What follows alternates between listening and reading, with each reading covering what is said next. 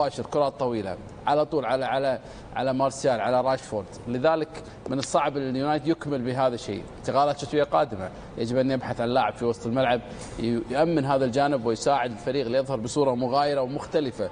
دخول جرينوود لاعب شاب، لاعب يعني شاب، ولاعب ايضا تالق في الدوري الاوروبي، لكن يبقى يحتاج الى خبره كبيره لكي يكون متواجد في الفريق.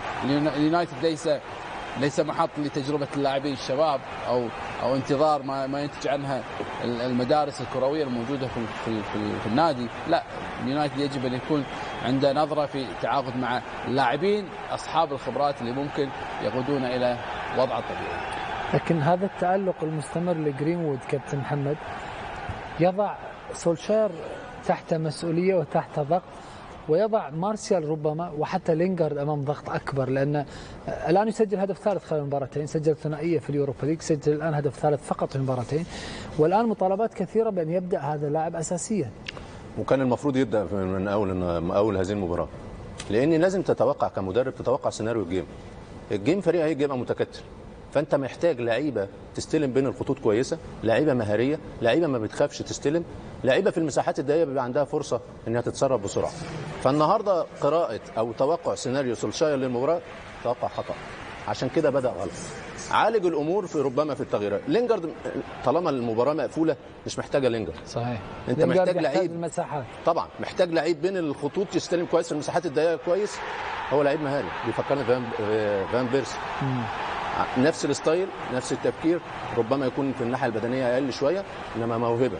محتاج ان انت تديله الاتموسفير الصحيح، البيئه الكويسه، الفريق يساعده. انما هو الماركه دي اهدافه على طول يلاعب حراس المرمى كويس قوي، ويحطها مره في البعيده مره في القريبه، بيلعب بانكل رجله كويس الشمال، المساحات الضيقه. لا، الاهداف اللي جابها سواء في اوروبا ليج او في الدوري بنفس الستايل يا محمد. بيستلم بين الخطوط كويس، يعرف يوجه رجله، الانكل رجله بتاعه ما فيهوش عظم زي ما بنقول في الكوره، مرن، بيحطها في البعيده مره في القريبه مره. فلعيب لازم تديله مثل هذه المباريات. طيب هل كان يمكن لبوجبا ان يحل هذه المشاكل في خط الوسط؟ انتم الان تتفقان على ان لدى خط وسط يونايتد مشكله كبيره جدا في صناعه الفرص امام الفرق المتكتله دفاعيا. هذه مشكله واضحه الان في الفريق. طبعا هو جزء من هيبقى جزء من الحل. هيبقى جزء من الحل لو هو بدماغه الطبيعيه وحاضر ذهنيا ومركز. هيضيف لوسط الملعب بالنسبه للفريق، انما الفريق مش محتاج صانع لعب فقط يا محمد، محتاج ايضا الاظهره في بعض الاحيان تبقى ادوارها الهجوميه زياده عن ادوارها الدفاعيه. انت مطالب ان انت دايما الظاهرين، بنشوف ارنولد وروبرتسون بيساكا الان دفاعيا سوبر، لكن هجوميا لم يقدم الاضافه منذ مع فريق متكتل. انت محتاج ظاهرين كويس عشان يفتحوا لك المساحات للاعبي وسط الملعب، فانت محتاج صانع لعب، محتاج في بعض الاحيان اظهره ذات صبغه هجوميه. النهارده كنت اشوف مباراه ويليامز، الولد الشاب ناحيه الشمال يقوم بالادوار، لان مش هتقدر تقعد بيساكا، لان بيساكا مميز في الادوار الدفاعيه، انما لازم يشتغل مع بيساكا على الادوار الهجوميه. تواجده دايما في نص ملعب المنافسين لازم يبقى فيه كثافه، اما يوصل لناحيه اليمين يبقى كروسات دقيقه بالنسبه ليه. فانا اشوف ان الفريق ما زال له عيوب بس تتعالج ان انت تقرا نقاط قوتك صح، تقرا عيوبك صح وتعالجها. التشكيل اللي النهارده بدا بيه انا قلت في بدايه التشكيل خطا، لا يناسب هذه المباراه. مش كل مباراه انت بدات بيها ال11 وكسبت بيهم السيتي تكسب بيهم قدام ايفرتون. لا، المباراه مختلفه، الاستحواذ هيبقى معاك، الفريق هيبقى متكتل، فالهجمات المرتده مش هيبقى ليها السلاح الفعال كما مباراه السيتي. فالنهارده التشكيله كانت لازم تبقى مختلفه، وسط الملعب لازم يبقى مختلف بالنسبه لي. انما اشوف ان هو المباراه بعد 6 نقاط امام مورينيو وجوارديولا النهارده تعادل مخيف، فرطت في نقطتين، وهذا لا يغفل الجهد المبذول بالنسبه لايفرتون. 4 نقاط من تشيلسي واليونايتد، لا يحسب لهذا المدرب التعامل النفسي على الاقل مع المجموعه، ونوعا ما 4 نقاط بالنسبه له تبقى فرصه او دفعه قويه بالنسبه للفريق. انما العلاج السلبيات ضروري بالنسبه لسولشاير، لان زي ما بقول تعادل محبط بالنسبه للفريق لما مر به من فتره سابقه، فتره ممتازه 6 نقاط امام الكبار. فالنهارده انت بتفقد نقاط مش هتساعدك على عمليه التواجد في المراكز الاولى بالنسبه للجدول الترتيبي. نجح اذا السيد فيرغسون في جمع 4 نقاط بعد ان راى كثيرون مباشره بعد ان تولى المهمه خلفا لماركو سيلفا انه وضع في مأزق وفي وضعية حرجة لأنه يواجه فريقين كبيرين حتى الآن يخرجوا ب4 نقاط ولا ينهزم في المباراة الثانية على التوالي. دعونا الآن نغلق ملف مباراة مانشستر يونايتد وإيفرتون ونفتح ملف قمة هذا اليوم والجولة بين فريقي أرسنال ومانشستر سيتي. The worst start to a league season since 1975. Pep 14 points off the lead. With every passing game, drama edges closer towards crisis. City straining to stay with the title pace.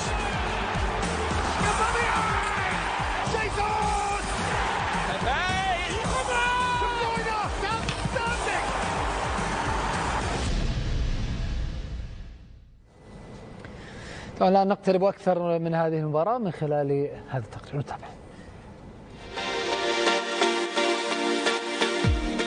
9 دقائق مجنونة في الشوط الثاني من مباراة ويست هام وأرسنال أعادت الأمل إلى مشجعي المدفعجية بعد أن أصابت ذاكرتهم النسيان من قلة انتصارات فريقهم في البريمير ليج.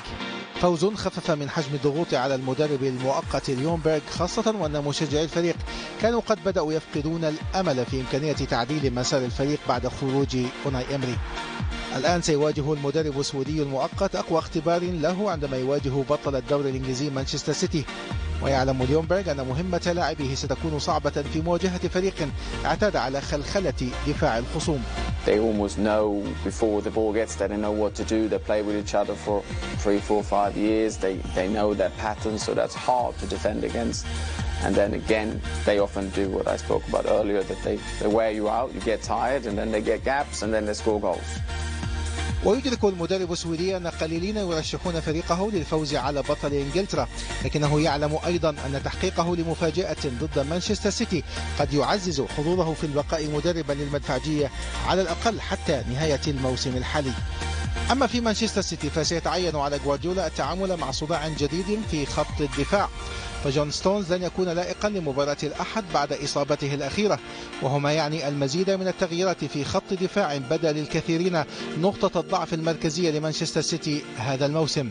They're still a very, very good team, but there are problems there for them at the back. Mendy's been in and then Zinchenko's been in, then both of them have been injured. They've got a big squad. There won't be a lot of sympathy for Manchester City, and I don't think they're expecting too much.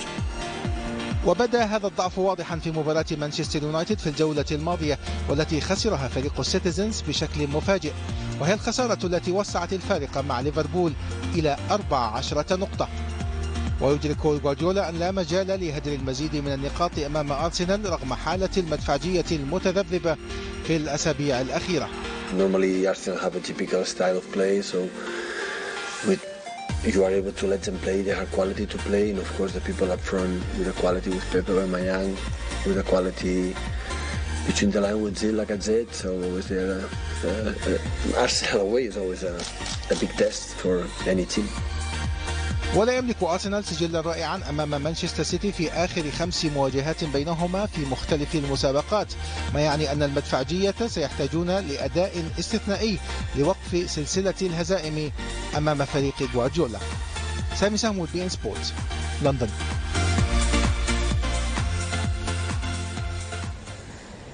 عرفنا إذن على وضعية الفريقين قبل هذه المباراة المهمة بالنسبة لكليهما. دعونا الآن نتعرف على تشكيلتي صاحب الأرض أرسنال ومان سيتي الضيف مع الدكتور طارق والكابتن محمد أبو تريب. شكرا محمد.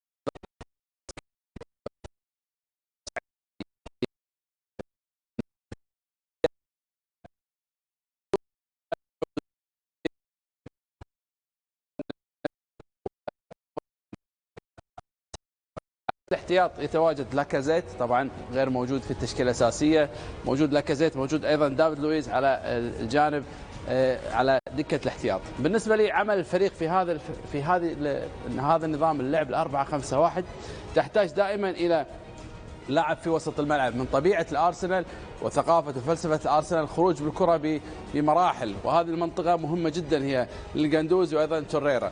الجندوزي هو الاكثر استلام للكره واكثر بناء للهجمه، واعطاء فرصه لتوريرا لدخول خلف اوباميانغ وتواجده مع اوزيل في هذه المنطقه ايضا للجانب الهجومي. تحرك اوباميانغ وحيد في الناحيه المقدمه يعطي قوه بالنسبه للفريق، لانه من افضل اللاعبين ان كان يلعب براس حربه واحد، لان كان موجود مع لاكازيت نوعا ما تكون هناك في نوع من تشابه الادوار، لكن تواجد اوباميانغ لاعب بحاله وحيده في الناحيه الهجوميه ومن خلفه اوزيل يعطي قوه بالنسبه للجانب الهجومي. مشكله الفريق تكررنا الكلام هذا في استديوهات كبيره جدا، انه قلبي الدفاع عندهم مشكله في الجانب الرغابي وجانب قراءه الكره وايضا القوه والصلابه الدفاعيه، لذلك دائما اهداف تدخل على ارسنال مشكله ما بين قلبين الدفاع. بالنسبه للسيتي، جوارديولا بيبحث الفريق عن ردة فعل المميزه، وخاصه بعد خساره الديربي امام اليونايتد. لم يعيش الفريق في افضل فتراته، ربما فاز في دوري الابطال، انما الفريق دايما عنده اخطاء وعنده معاناه دايما، وخاصه في لاعبي الدفاع. بالنسبه له خط الدفاع بالنسبه لي 4-3-3 على الورق بالنسبه المتعود عليها الفريق. إدرسون في حراسه المرمى، الرباعي الموجود في خط الدفاع ووكر وفرناندينيو واوتاميندي وموجود مندي، الرباعي الموجود مع ثلاثي موجود في وسط الملعب رودري وجاندوجان وفودن، وثلاثي في الخط الامامي دي برويني وجيسوس وستيرلينج. نوعا ما مش هيبقى شكل الفريق كده، نوعا ما هيبقى فيه ادوار مختلفه. يعني هتكلم على دي برويني، قيمه دي برويني في الثلث الاخير، قيمته الحقيقيه الهجوميه، اللعيب بيبحث عن المساحات الفاضيه، مسدد كويس على المرمى، بيشوف الرؤيه مميزه بالنسبه ليه ازاي يتحرك ستيرلينج، ازاي يتحرك جيسوس. فالنهارده عمليه انه يشرك رودري مع جاندوجان عشان يفرغ دي برويني للجانب الهجومي، ودي احد المشاكل اللي هتسبب مشكله متوقعه بالنسبه للارسنال. ليه الارسنال؟ لان سواء جندوزي او توريرا ما عندهمش حس التمركز امام المدافعين. فالنهارده المساحه دي لو اشتغل فيها كويس دي برويني، ولو بقى في حالته البدنيه والفنيه المتوقعه، هيبقى في مشكله هنا بالنسبه للاعبي الارسنال وخاصه وسط الملعب. نيجي على فودن لعيب صغير عنده امكانيات كبيره، ربما اصابه دافيد سيلفا تتيح ليه الفرصه ان هو يشارك النهارده.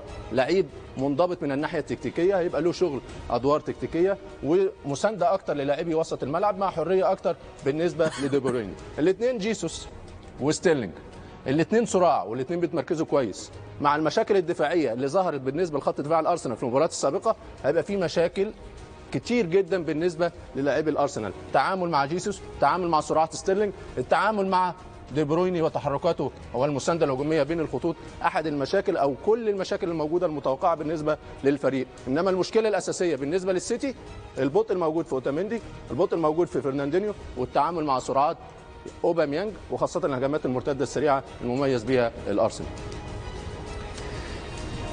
شكرا للزميلين دكتور طارق الجاهم وكابتن محمد ابو تريكه. دعونا الان نستمع لجيلبرتو سيلفا نجم فريق أرسنال سابقا تحدثا لبي إن سبورتس مع سامي سامو. سامي تفضل لك الكلمة. نعم، شكرا لك محمد. معي هنا اللاعب السابق لأرسنال جيلبرتو سيلفا. طبعا هو كان من ضمن الفريق الذي لم يهزم في آخر مرة فاز فيها فريق أرسنال بالدوري. سنتحدث معه عن هذه المباراة. جيلبرتو، ويلكم تو بي إن سبورتس. مرحبا بك في بي إن سبورتس وسعداء بلقائك. دعنا نتحدث عن هذه المباراة، ربما هي أصعب تجربة لمدرب أرسنال. إذا كنت في مكانه اليوم ماذا كان بإمكانك أن تفعل اليوم وأنت تواجه مانشستر سيتي؟ أعتقد أنها ستكون مباراة صعبة بالنسبة له وأن يكون في هذا الموقف، وأيضا بالنسبة للاعبين. ولكن اللاعبون يأتون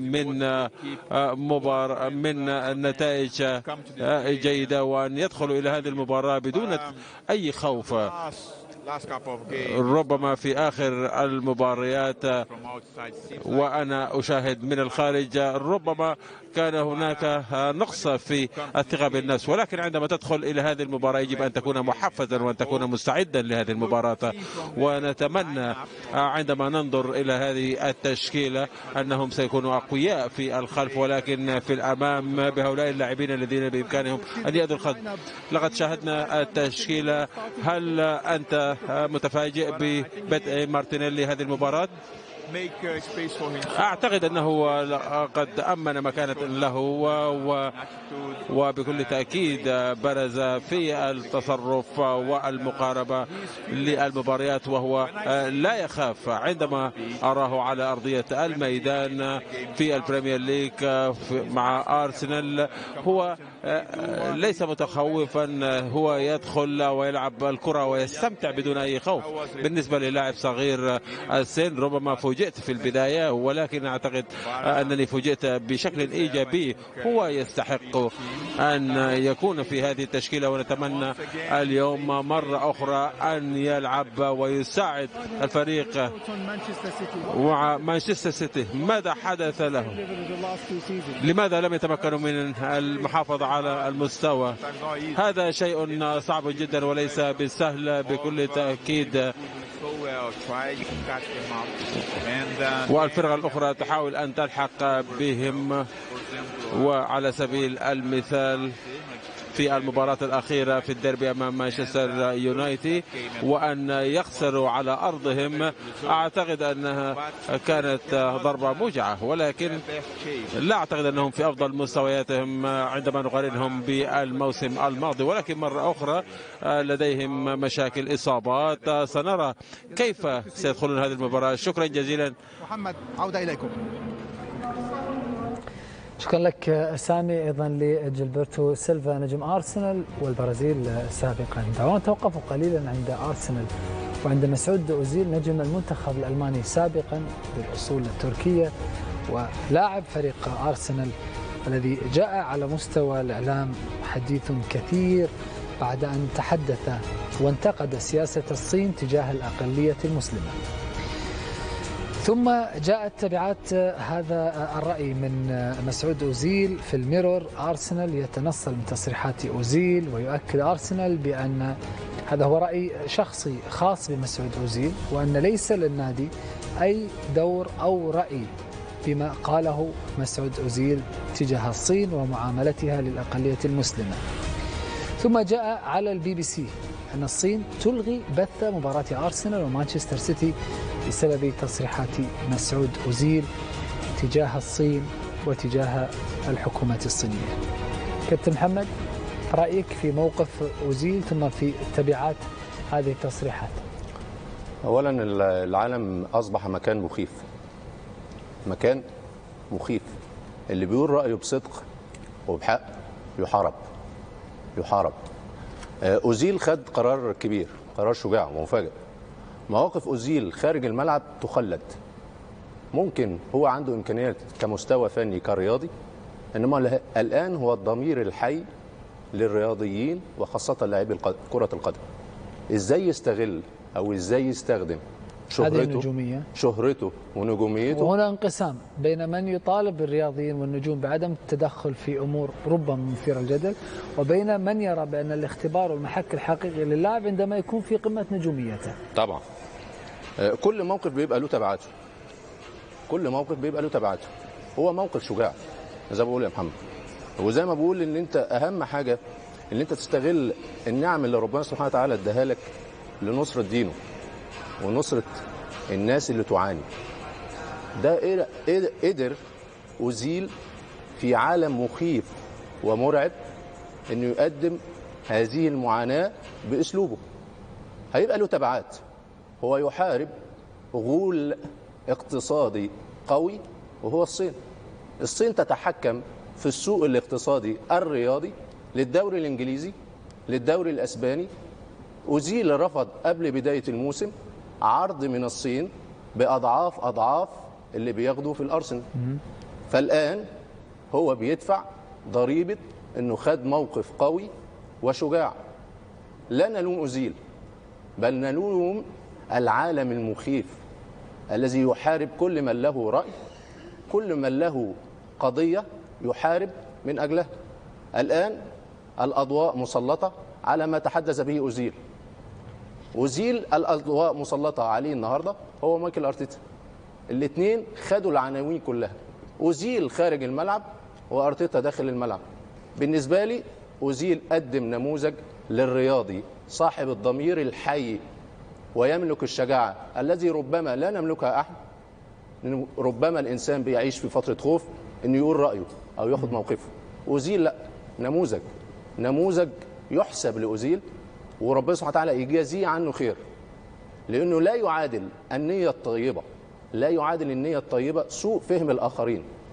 هو قدم نية طيبة يجازى عنها في الدنيا وفي الآخرة. يحارب من قلة، إنما الأجر فوق، الأجر عند ربه. فتمنى له التوفيق، أشكره على هذا الموقف، أشكره أنه أصبح قدوة للرياضيين، أنه يعبر عن رأيك، قول ما تخافش، اللي أنت تحس بيه، اللي بتشعر بيه. أحيانا مننا بيخاف يقول لك أسرتي، يقول لك فلوسي، إنما هو تغاضى عن كل ده وقدم نموذج يحسب ليه. فشكرا لأوزيل، وربنا سبحانه وتعالى يجازيه عنه في الدنيا وفي الآخرة. شكرا على التوضيح على رأي كابتن محمد أبو تريكة. وانطلاقا من أوزيل وضعية أوزيل، شخصية أوزيل المثيرة للجدل في الكثير من المواقف، نتذكر موقفه من الاتحاد الألماني لكرة القدم والطريقة التي غادر بها المنتخب الألماني وترك اللعب الدولي لأمور الكل أصبح الآن يعرفها. ودعنا ننطلق من أوزيل اللاعب في هذه المباراة على مستوى المسؤولية الملقاة على أوزيل فريق أرسنال من جانب في مباراة محك بالنسبة لفريق أرسنال واليومبرغ تحديدا على المستوى التدريبي في قيادة أرسنال. سبق وأن تكلمت عن أوزيل محمد، أن أوزيل كان يعني كانت الأمور جميعها جيدة لدى هذا اللاعب، يعتبر من أفضل لاعبي البريمير ليج وليس في الأرسنال. أوزيل أن تحركت لندن وحواليها من أدائه ومن عمله ومن صناعته ومن رقية وجمال عمله في الملعب. أوزيل اختفى في مرحلة سابقة من أوناي إمري، المشاكل اللي حصلت ما بينه وبين أوناي إمري والعروض التي أتت إلى أوزيل. يعني بين فترة نسمع بيرجع الدوري التركي، بيروح الدوري الإيطالي، بيروح الدوري الصيني، يعني عروض كثيرة، لكن هو مستقر ويريد أن يتواجد مع فريق الأرسنال ويكمل عقده. لاعب إمكانياته كبيرة جدا، لكن المزاجية اللي يمر فيها تؤثر على استمرارية أدائه. هذه نوعية من اللاعبين من الصعب أن تراهن عليه، وهذه النوعية من اللاعبين تقلق المدرب، لأن لا يوجد لديه استمرارية في الأداء. يعني أنا عندي واحد يعطيني 70-65% موسم كامل وهذا مستواه، ولا لاعب يعطيني مباراة 100% ويختفي 10 مباريات. أوزيل من هذه النوعية، يظهر في مباراة ويختفي ب10، وقد يكون اليوم مباراة السيتي تكون هي مباراته، وهذا وارد جدا. فهو لاعب ذو إمكانيات كبيرة، لكن لا يوجد عنده استمرارية في الأداء. فاصل قصير سنعود بعده مشاهدينا الأعزاء للحديث قبل ركلة البداية لهذه القمة بين أرسنال والسيتي. ابقوا معنا.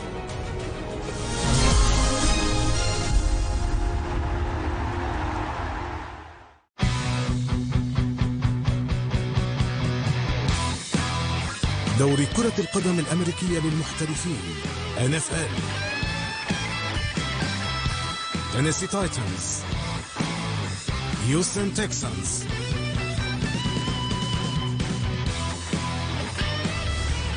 اليوم حصريا على بي سبورت 7. You ready, Mrs. Reagan? What do you want from me? The truth. Hey! This is about me standing behind my people. Do not go in there! You are tough. I was raised in this cop land. مساء استثنائي نتوقف معه مباشرة لنستعرض ما جاء من لقاءات تفاعلات قبل وخلال مواجهة أبطال القارات في كأس العالم للأندية فيفا قطر 2019 ضمن برنامج بإن اليوم على قنوات بي سبورتس.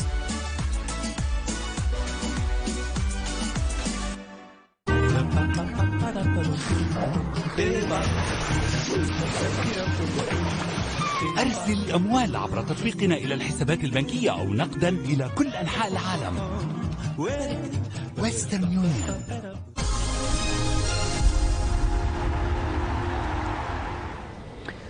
أهلا بحضراتكم من جديد. دعونا نتوقف الآن لنستمع لمدربي الفريقين، سيد يونبرغ مدرب فريق أرسنال والسيد بيب غوارديولا مدرب فريق مانشستر سيتي، متحدثين قبل ركلة البداية لهذه القمة في الإميريتس. لقد قلت أن اللاعبين يعيشون تحت ضغط كبير أمام ويست هام وكانت جيدة. أعتقد أن ما قدمناه أمام ويست هام كانت جيدة وفزنا 3-1 بأسلوب جيد، وبعد ذلك ذهبنا إلى بلجيكا وكانت مباراة صعبة بعيدة عن القواعد، ولكننا فزنا بالمجموعة. إذن يجب أن يأتوا إلى هذه المباراة بثقة كبيرة بالنفس، ولكن لدينا كان بعض المشاكل أمام سيتي في السنوات الأخيرة ويجب أن نكون واثقين من أنفسنا. ما هو رأيك في أسلوب سيتي؟ أعتقد أنه فريق جيد يلعب بشكل جيد، ربما كانت هناك بعض المشاكل في المرحلة الانتقالية، ولكن الآن قاموا ببعض التغييرات، لديهم قوة أكبر في الدفاع.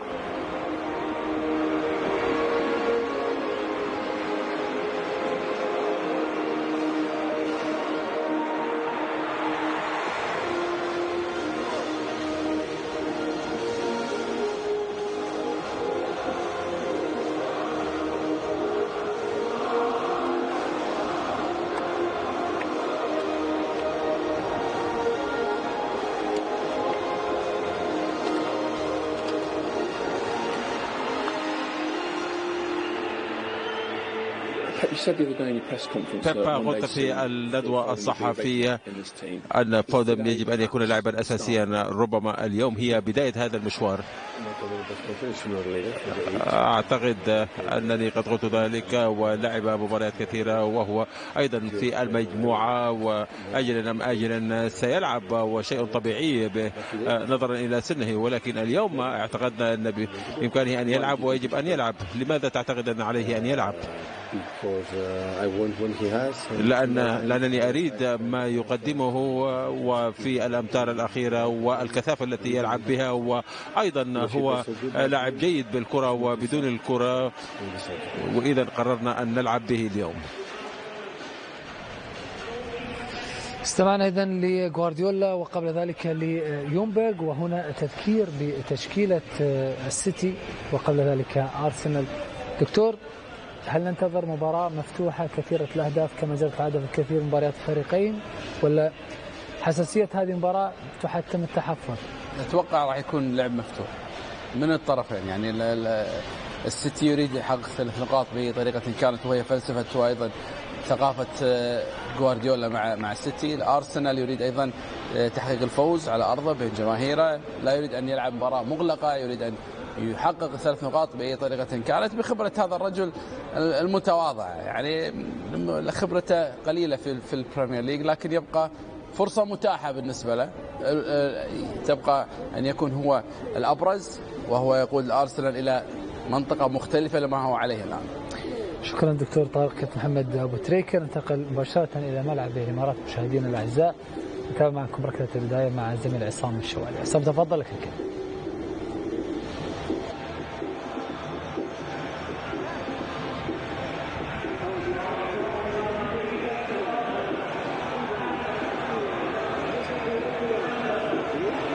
شكرا للزميل محمد سعدون الكواري.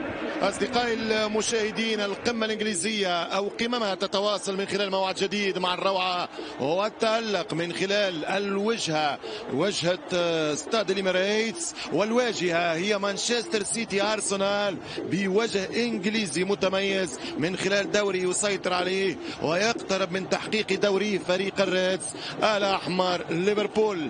مانشستر سيتي أرسنال بعد بعد لحظات هنا على ملعب الإمارات في حراسة المرمى للسيتيزن إيدرسون، على اليمين 2 ووكر، 22 بنجامين ميندي، رقم 25 فرناندينيو، رقم 30 الأرجنتيني أوتاميندي، رقم 16 رودريغو، 8 على يمينه غوندوغان، 47 اليوم يلعب فودن لاعب فيل الإنجليزي الشاب، رقم 17 كيفن دي بروين، على الطرف من اليسار يلعب ستيرلينج، ورقم 9 جابرييل جيزوس. بالنسبة لتشكيلة أرسنال لحراسة المرمى الألماني بيرند لينو، رقم 15 نيلس، رقم 31 كولاجيناتش، رقم 5 سوكراتيس باباستوبولوس، 21 تشامبرز، رقم 11 الأوروغواني توريرا، رقم 29 الجندوزي، 19 بيبي ليفواري، 35 جابرييل مارتينيلي، ورقم 10 مسعود أوزيل. وفي الخط الأمامي هداف فريق أرسنال أوباميانغ. أول كرة وأول فرصة والهدف الأول يضيع.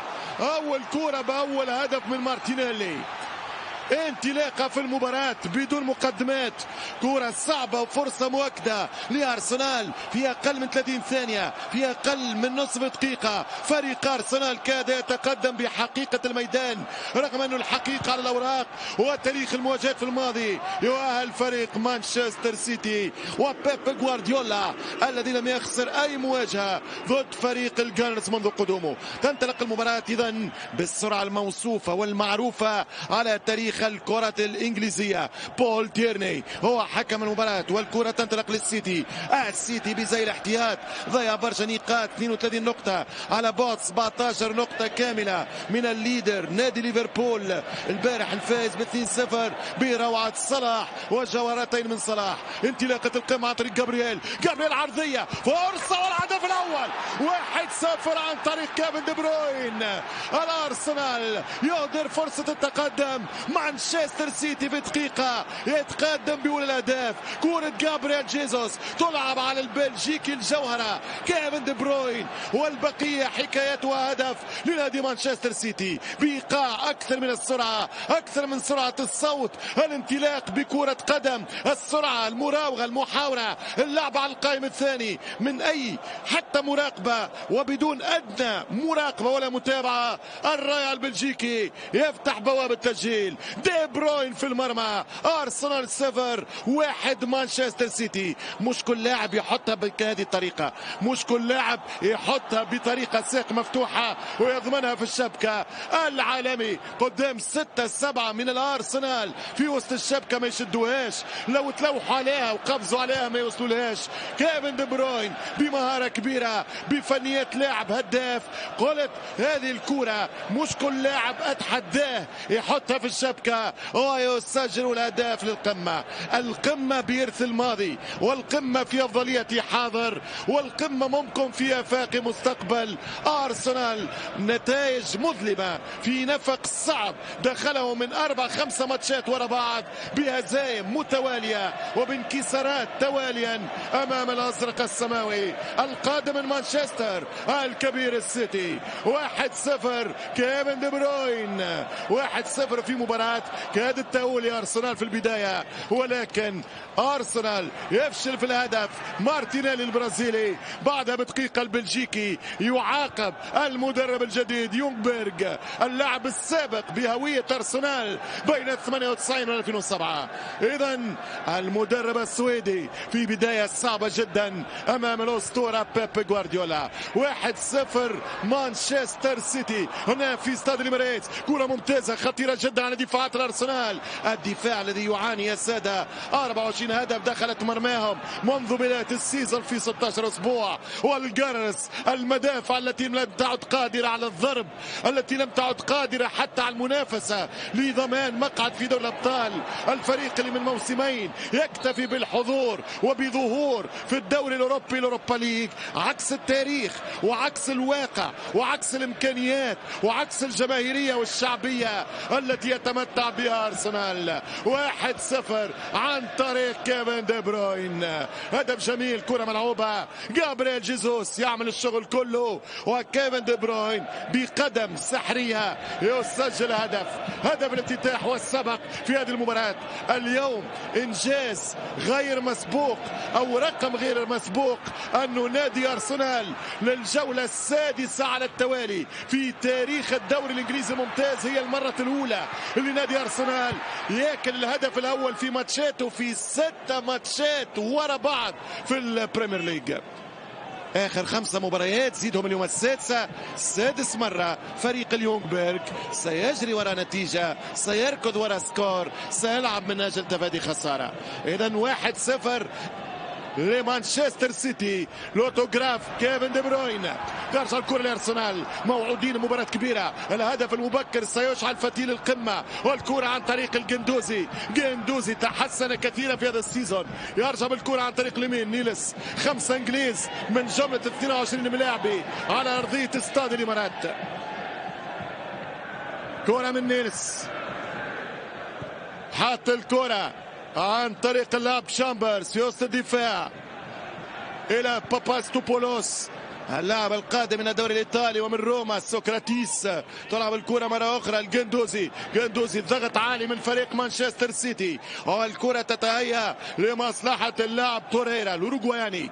وسط الميدان مسعود أوزيل، كرة من توريرا، يخسر كرة، الحكم يرجعها له من خلال خطأ يحاول أن يستفيد منه أرسنال. أي صدمة يعني فريق الأرسنال يا هادي، مازال يقول يا هادي ومازال بادي وياكل هدف، لن يحاول الرجعة والكرة عند الحارس الرائع إيدرسون هو السبب التقدم في الهدف الأول، لأنه فسخ هدف مؤكد ثم تكفل بقية الرفقاء بالركوب الموجة وتسجيل الهدف الأول كفرحة أولى للسيتيزن هنا في استاد الإمارات. كرة لنادي مانشستر سيتي، هذا أوتاميندي الأرجنتيني. أوتاميندي يلعب كرة في اليمين، تتهيأ مرة أخرى عن طريق ووكر. مانشستر سيتي المتألق أوروبيا ابتعد في دوري إنجلترا ولكن ما زال في بقية الكؤوس.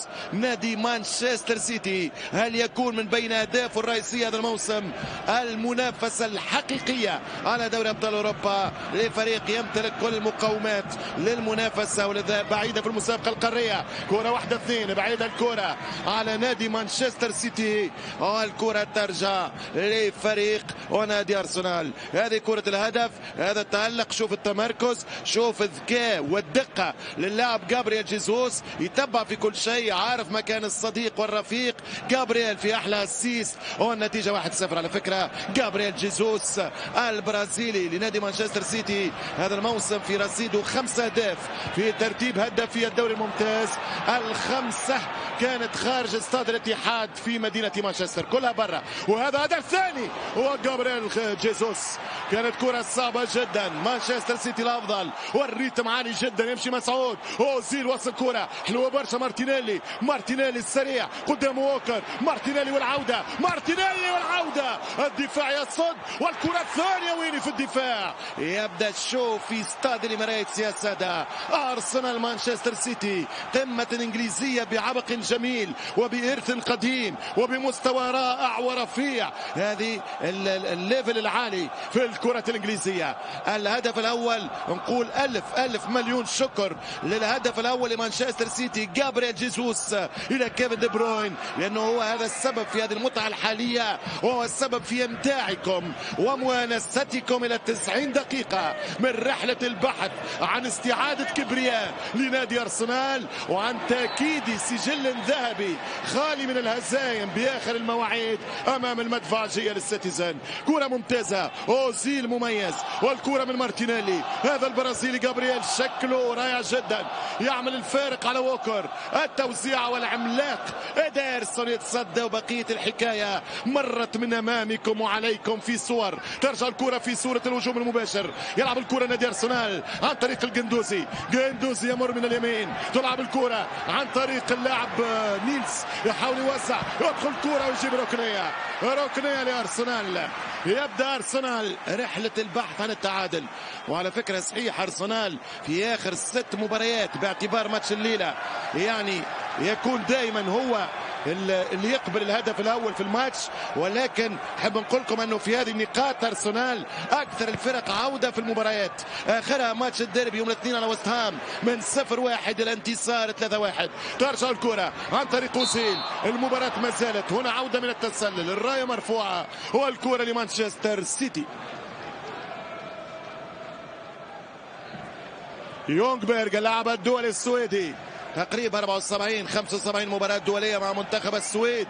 هذا الرجل الذي لعب لنادي أرسنال بين 98 و2007 وتدرج في تدريب الفرق السنية للأرسنال من سنوات دون 15 دون 19 21 سنة 23 سنة، وجاء بعد إقالة المدرب أوناي إمري.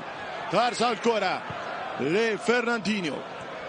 مانشستر سيتي في كرة، ضرورة الانتصار، لا أتكلم عن لغة الدوري فالفارق شاسع وبعيد في صالح ليفربول الذي يكاد لا يخطى في موسم البريمير الحالي ويطير من أجل ضرب كل الأرقام القياسية المسجلة باسم السيتي مؤخرا وباسم باقي الأسماء والمنافسين. نعم هذا الدوري لن يغادر ليفربول، هذه البطولة ستعود إلى ليفربول بعد 30 سنة من الغياب. تذكروا معي وسنحضر معا إن شاء الله في شهر مايو القادم في بدايات الشهر الخامس من 2020 كيف ستكون الهستيريا في الاحتفال بلقب تاريخي يحن إليه الملايين العاشقة للحمر للريدز ليفربول. ليست حكاية سنة ولا عشرية ولا 20، هذا 30 عام بالتمام والكمال.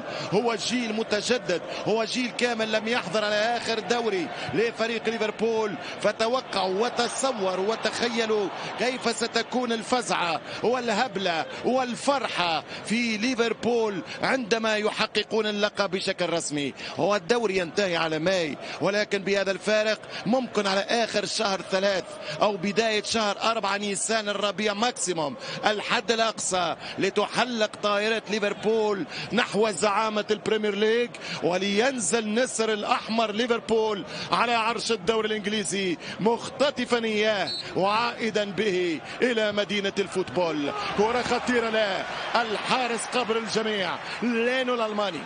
لينو الألماني في حراسة المرمى. 11 دقيقة لعب في الشوط الأول. هنا النتيجة في استاد الإمارات 0 أرسنال 1 ليفربول 1 مانشستر سيتي. والهدف كيفن دي بروين. 10 انتصارات 2 تعادل 4 هزائم. يمكن من أسوأ المواسم الأخيرة برفقة جوارديولا بالنسبة لمانشستر سيتي، لأنه مانشستر سيتي نذكر موسم كامل العام الماضي 2018-2019 خسر 4 مرات في كامل الدوري. هذا العام بعد انقضاء 16 جولة في عمر البريمير ليج الفريق المانشستراوي خسر 4 مرات، وبالتالي 25% من مبارياته ماتش على 4 يخسروا مانشستر بيب جوارديولا في هذا الموسم نادي السيتي.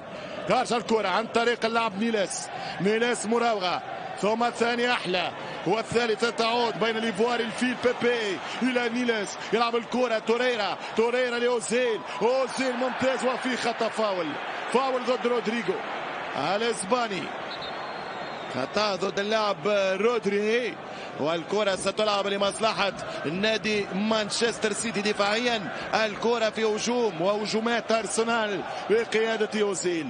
32 نقطة للسيتي 22 لنادي أرسنال، الفارق 10 نقاط. السجل التهديفي 44 هدف، الآن 45 للسيتي مقابل 24 فقط لنادي أرسنال.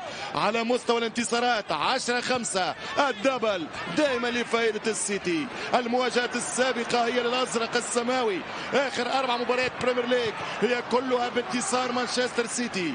الآن أيضا السيتي يتقدم في ربع ساعة 1-0، ولكن المشوار ما زال طويل. أعتقد أنه ردة فعل منتظرة من رفقاء أوزيل، ولا أتصور أنه مسعود وبقية نجوم الأرسنال سيرمون المنديل مبكر في هذه المواجهة، فاللقاء ما زال طويل رغم صدمة الهدف المبكر ورغم الإرث الثقيل لماضي المباريات بآخر السنوات بين الفريقين. آخرها 3-0 في نهائي الليج كاب السنة الماضية على استاد الويمبلي. ترجع الكرة رودريجو لولا، كرة من توريرا يحاول الهداف كيفن دي بروين هدافنا في مباراة اليوم، يلعب كرة عكسية للتماس، رمية الجانب لأرسنال من الجانب الأيسر. الجانرز بالمدافع التي تعمر من جديد ليعمر فريق أرسنال بانتصار مهم جدا وكسر فترة النحس، لأنه نادي مانشستر سيتي لو ينتصر اليوم سيكون الفوز الخامس تواليا في الدوري، وتقريب من عام 65 من مانشستر آخر هو العريق الأحمر يونايتد لم يخسر أرسنال في الدوري 5 مرات ورا بعض مع نفس الفرقة. وبالتالي السيتي على خطى يونايتد بعد قرابة 55 عام يا سادة. ترجع الكرة بالانطلاق لهجمة السيتي، ما زالت المباراة ودي بروين في المرتدة، ملعوبة صعبة، كرة جميلة عودها له، يعودها مع كيفن دي بروين، يمشي البلجيكي يتقدم، يدخل الدفاع، عرضية خطيرة والثنائية. الهدف الثاني من رحيم ستيرلينج، الهدف الثاني من رحيم ستيرلينج. الجهة اليمنى كارثية على أرسنال، هذا ليس دفاع، هذا يهدي الهدايا، هذا ليس دفاع، هذا الشارع ينطلق فيه مرة أولى جابرييل ثم يتحول اسم الشارع إلى كيفن دي بروين، ومن هداف اسمه دي بروين إلى هداف اسمه ستيرلينج في هدفه التاسع في هذا الموسم. كرة والأروع، أي السلاسة، أي انسيابية، أي تيكي تاكا جبتها لإنجلترا يا بيب. 1-0 بنفس الطريقة الثاني، بطريقة مغايرة للتسديد وبطريقة مغايرة لفرحة التهديف، ولكن هي الخطة ذاتها، ستايل نفسه. جابرييل جيزوس في اسيست اول، ينطلق الرائع كيفن دي بروين على القائم الثاني. فريق وارسنال بلا دفاع، ارسنال لا يعترف بالقوام، لا فما تغطية ولا فما تمركز ولا فما ظهير يمين وفي غياب ظهير شمال. كيف ستكون العودة يا ارسنال؟ الجانرز ينهار في اول ربع ساعة، مارتينيلي والعملاق ادرسون قالوا لا، ثم 1-2 في ربع ساعة. شكلها مع اليونغبرغ الليلة باش تفتح بالبحري وباش تفتح بكبيره. 3-4 ممكن للسيتي لو يواصل هذا النجاح ويفشل فريق أرسنال ويواصل عزوفه عن التألق. 17 دقيقة من زمن الشوط، 17 دقيقة من كورة في كورة أرسنال في استاد الإميريتس، وأرسنال غير موجود في 2 بلاش. ورقة صفراء أولى في المباراة. اليونغبرغ يحاول أن يمركز فريقه من جديد. هذا الهدف رقم 46 لمانشستر سيتي في السيزون في موسم البريمير ليج، هو الهجوم الأقوى في إنجلترا. انذار مستحق على البرازيلي فرناندينيو، خطأ كان وفاول ضد بيير إمريك أوباميونغ. هداف أرسنال 11 هدف والهداف الثاني في الدوري وراء الرايا جيمي فاردي وليستر سيتي. أرسنال ويست هام 3-1.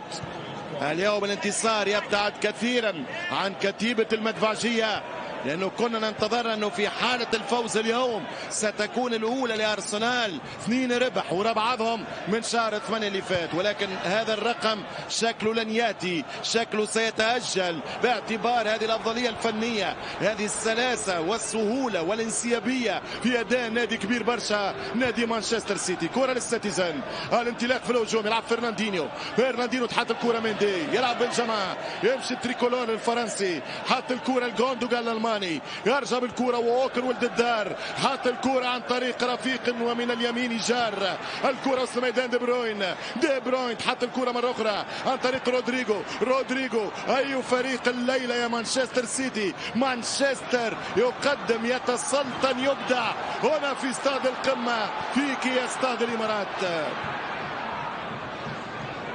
اليوم فريق مانشستر سيتي في حالة الانتصار ومتقدم 2-0، سيكون الفوز الثالث على التوالي في استاد الإمارات في استاد الأرسنال، وهذا الرقم لم يخسر به فريق أرسنال من موسم 95.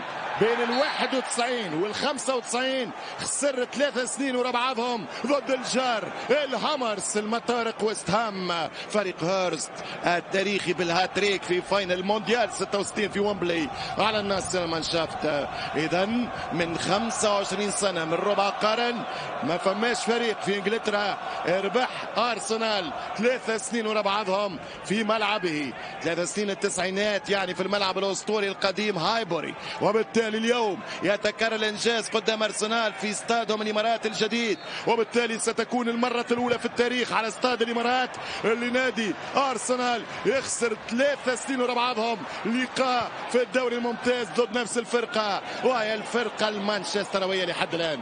أقول لحد الآن 20 دقيقة 2-0. الكرة تمشي من الطرف، يلعب ليفواري بيبي قدام دي بروين. كيفن أي دفاع يا السيتي، يلعب الكرة باش يقتلوهم بالمرتدات في ظل تمركز يضحك من فريق أرسنال. كرة ممتازة وانطلاقة جيدة والكرة ملعوبة. هدف الآن يفيق ويرجع المياه الراكدة، ممكن قص على القائم الأول، لا يقطع طريق، لا يصل لكرة فودن هو يوصل، يرسم الكرة جابرييل أيو كونتر اتاك باش يضربوها مرة أخرى. الراعي كيفن دي بروين يحارب فيهم وحده، دي بروين يغلبهم وحده، دي بروين يربحهم وحده، والكرة ترجع بالدقيقة 20. 2-0 لمانشستر سيتي في أداء لم أراه عن سيتيزن من فترة طويلة، وممكن أحسن 20 دقيقة من مانشستر في هذا السيزون.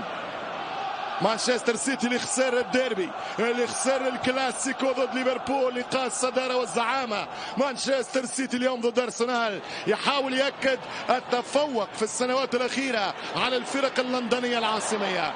آخر 12 مباراة أو 11 مباراة ضد أندية العاصمة في ملاعبهم 10 انتصارات مانشستر سيتي، وهزيمة كانت وحيدة ولا تعادل.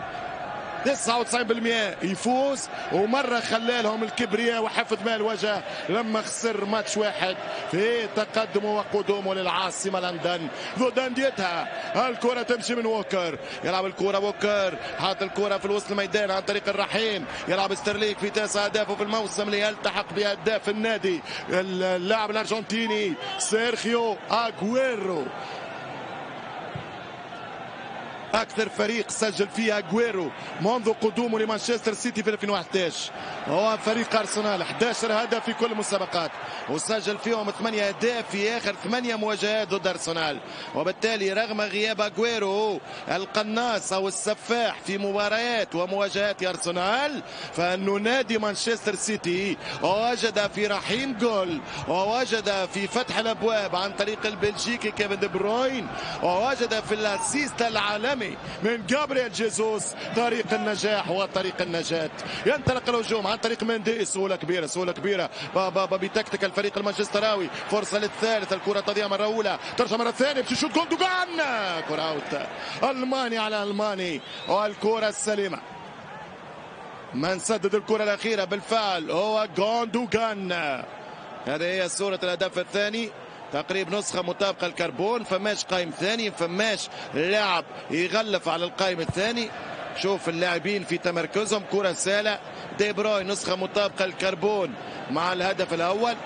فبقينا التسديدة وطريقة التسديد اختلفت بين مهارات اللاعبين، كانت أسهل لرحيم اللي أمنها، بينما كانت بالنسبة لدي بروين جايته للخلف وأعطاها الكرة بتسديدة ممتازة.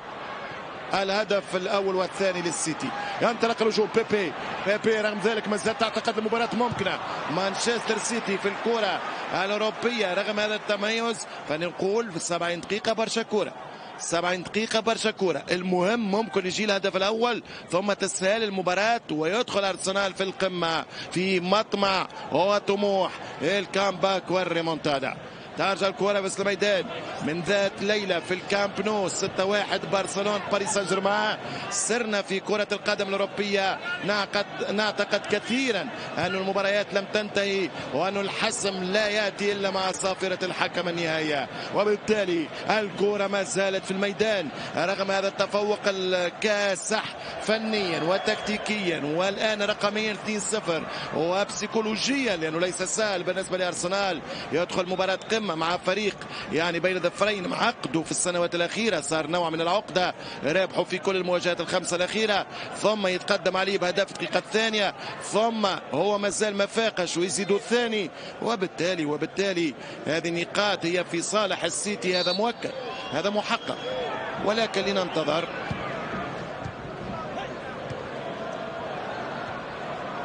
ترجع الكرة في وسط مناطق الجزاء، يغادر الحارس إدرسون ويحصل كورته. هي فرصتين لمانشستر سيتي بهدفين، وفرصة هي السباقة لمارتينيلي والكرة ضاعت. وبالتالي هذه هي كرة قدم، هي فرص بالأساس وهي نجاعة بالأساس. ينطلق الرحيم يمشي على اليمين وكيفن دي بروين على اليسار في تبادل مراكز بين النجمين. الكرة ترجع مرة أخرى عن طريق ستيرلينج. 4-3-3 بالنسبة لفريق مانشستر سيتي. شوف الضغط، كرة ترجع مرة أخرى.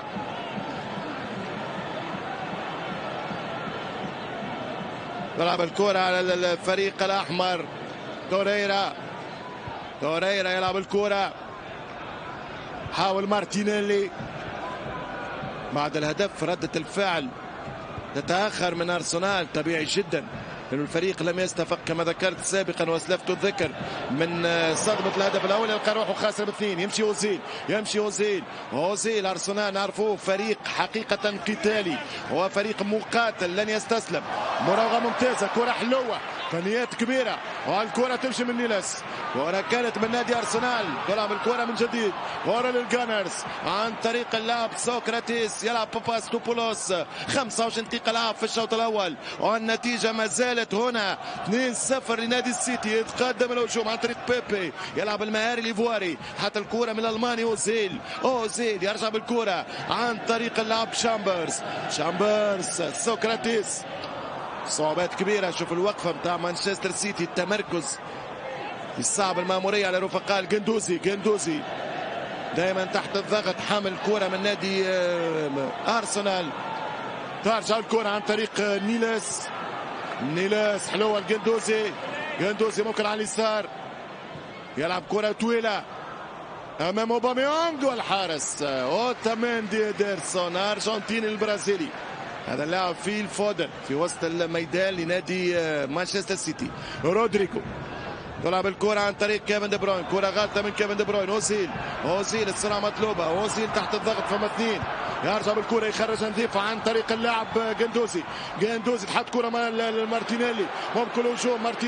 مارتينيلي يلعب كرة برشا، شدين كرة تمشي مع الكرة، فرصة محاولة توريرا والتوزيع والدفاع، والكرة كما جات جندوزي والدفاع مرة أخرى خطيرة جدا. جندوزي الأرسنال بنالتي. الحكم يقول قل ما فما شيء، ما زال ضغط الجانرز. الكرة في التوزيع القائم الثاني بعيد على بيبي كنترول. أرسنال لم يمت بعد، أرسنال لم يغادر القمة بعد. ترجع الكرة كرة من بيبي تتحط الكرة نيلس جندوزي نيلس عود له بيبي، يمشي بيبي ليفواري بين اثنين، لا يستعرض اثنين بلاش. هكذا هو في بعض الأوقات اللاعب الإفريقي يعني على المستوى البسيكولوجي راها سهلة. 2-0 والفريق في وضعية صعبة. ألعب البسيط، ألعب السامبل الآن. بيبي اللاعب المنتدب من فريق المتروبول نادي ليل، اللاعب بإمكانيات كبيرة جدا، لم يتألق مع منتخب الفيلة في الكاس الأفريقية الأخيرة في أرض مصر، ولكن بيبي في أوروبا شكل ثاني. ترجع الكرة في الانطلاق الهجومي عن طريق جوندوغان، حلوة بنجما، يلعب مندي، كرة من بنجما مندي، تتهيأ الكرة مرة أخرى جوندوغان يحط الكرة الرحيم، ستيرلينج عاود له مع بنجما مندي، يمشي مندي يلعب بسهولة كبيرة برشا، فما ضغط على حامل كرة تخرج نظيفة وسهلة لفريق مانشستر سيتي. جوندوغان ياخذ له بنجما ترويج، ثم يلف ثم يدور ثم يحافظ على الكرة ثم يمن زميله، المراوغة عن طريق اللاعب جوندوغان لحارس مرمى إيدرسون. كرة ترجع لإيدرسون، تلعب الكرة في وسط الدفاع، كرة من أوتاميندي، فرناندينيو يلعب الكرة فرناندينيو، بنجما مندي، التفوق للفريق الأفضل ولكن حذر من الأخطاء. هذه كنت المباراة يا أوزيل، حاول أوزيل، برافو الدفاع، رودريجو الرايا الإسباني الماتادور يفتك كرة ويخلص وضعية كانت شائكة على فريق مانشستر سيتي. يرجع بالكرة دي بروين، كيفن دي بروين، برشا تبادل مراكز، برشا تغيير في المراكز بين لاعبي مانشستر سيتي خاصة في الخط الأمامي. دي بروين ترجع كرة ستيرلينج قادمة من ووكر، ترجع الكرة عن طريق رودريجو جوندوغان في القلب، يلعب جوندوغان يتقدم الألماني غوندوغان، تحط الكرة لجابرييل جيسوس، يرجع بالكرة غوندوغان، هذا بنجامين مندي الفرنسي، بنجامين غوندوغان.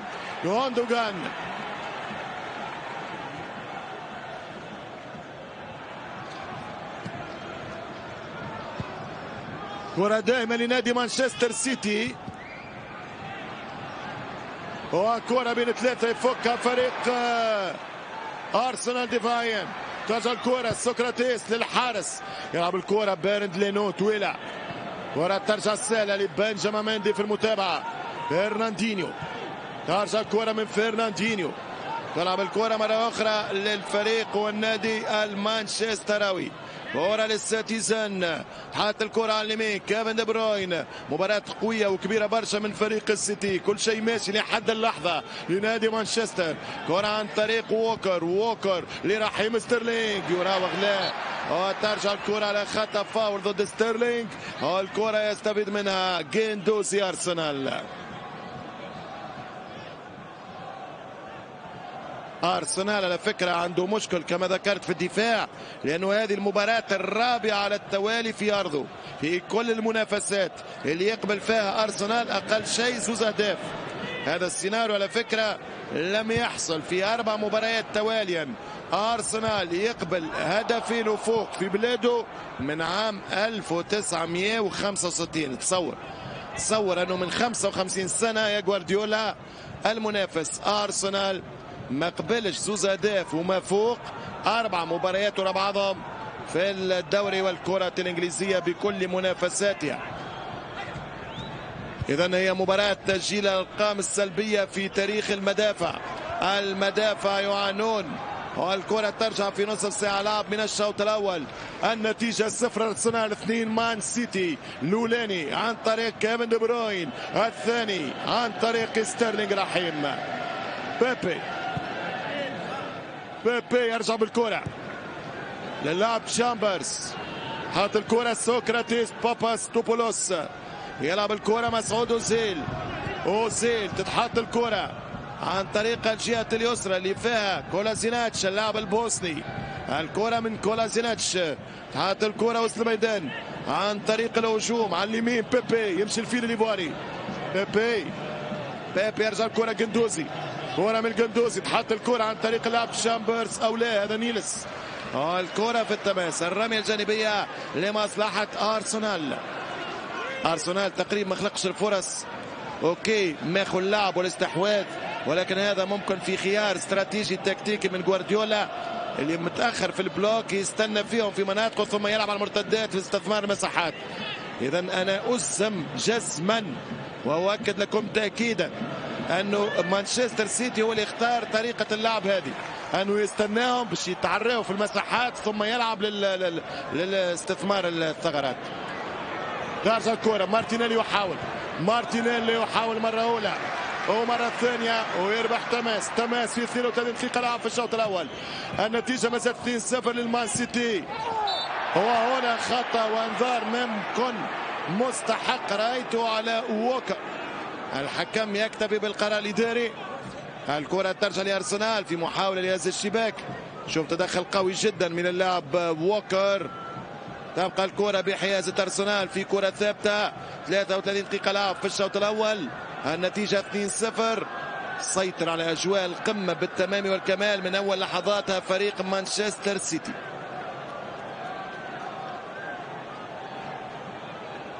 ترجع الكرة من مسعود أوزيل، محاولة التوزيع، استثمار الكرة الثابتة على القائم الأول، ترجم الدفاع. الكرة الثانية من اللاعب توريرا لبيبي، حاول يلعب كرة على القائم الثاني، هذه اختيرها بالراس، لكن برافو الدفاع المانشستراوي. ترجع الكرة من رحيم ستيرلينج، شوف الكونتر اتاك الآن، شوف المساحات الموجودة في غياب لاعب دافيد سيلفا وبرناردو سيلفا. نادي مانشستر سيتي يتوفر على الحل، والكرة تمشي ممتازة. غوندوغان المرتدة ويخرج الحارس، كرة طويلة، ضربة مرمى لينو. تعليمات جديدة بالنسبة لبيب جوارديولا اللي راه فريقه نادي السيتي تراجع في الدقائق الخمسة الأخيرة تقريبا الخلف بشكل مبالغ فيه، ويعرف المباراة ما زالت لم تنتهي. إذن هي أرقام للتاريخ قلت من عام 65 فريق أرسنال ما قبلش ثنائية على أرضه أو أكثر في 4 جولات متتالية. رقم آخر الفريق ما خسرش مع فريق 5 مباريات ورا بعض منذ أغسطس 85 من 35 سنة لما كان المان يونايتد فاز يعني تقريب 4 مواجهات متتالية و5 على فريق أرسنال. أرقام سلبية في هذه القمة توثث الأرقام هذه السلبية في أداء ونتيجة أرسنال اللي ما توفرش على حلول، الذي لم يخلق تقريبا ولا فرصة استثناء الكرة الأولى اللي أهدرها مارتينيلي، أو خلينا نقولوا تألق الحارس البرازيلي إيدرسون في صدة الكرة هذه.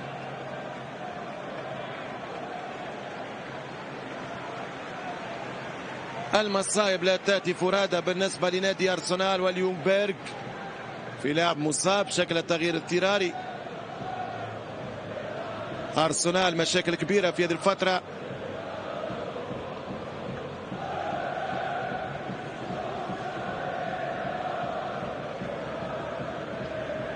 في انتظار اسعاف لاعب نادي أرسنال واستئناف اللعب.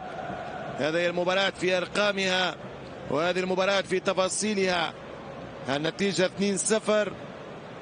الصدارة 49 نقطة لفريق ليفربول. الآن الرصيد 35 نقطة، قاعد ينقص الفارق السيتي ولكن بعيد برشا على الراس. 14 نقطة فارق في حالة التفوق الليلة والانتصار. 14 نقطة ما هم سالين، ما همش لعب. 14 نقطة برشا في الكرة الأوروبية، فارق محترم جدا. نادي مانشستر سيتي صنع الفارق في هذا الشوط الأول بفارق النجاعة، لأنه يعني نسبة النجاعة والتسليم بالنسبة لمانشستر سيتي هي في الرقم 19.6%، يعني تقريبا 20%، يعني على 5 كرات محاولات هجومية فريق السيتي يسجل منها هدف. في المقابل نسبة النجاعة بالنسبة لأرسنال هي 16.3%، أقل برشا من نادي مانشستر سيتي. أرسنال عنده كرة والسيتي في الدفاع. السيتي على فكرة في 8 مباريات تنقلات خارج استاد الاتحاد هذا الموسم حقق 5 انتصارات في 8 مباريات، بينما نادي أرسنال في استادو على 8 مباريات ربح كان 3 مرات، 13 نقطة فقط من ممكن 24 لأرسنال داخل الديار. كرة من جندوزي، من الأرقام إلى الأسماء، من جندوزي إلى تشامبرز إلى بيبي، يلعب الكرة بيبي ليفواري، ترجع الكرة عن طريق نيلس للحارس لينو. انخفض مستوى المباراة تقريبا بعد دقيقة 25. مباراة صارت أكثر منحسرة في وسط الميدان، في إصابة وتغيير رسمي اضطراري لكولازيناتش.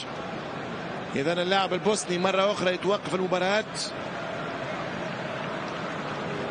في إصابة للاعب كولازيناتش، إصابة تمنعه من المواصلة.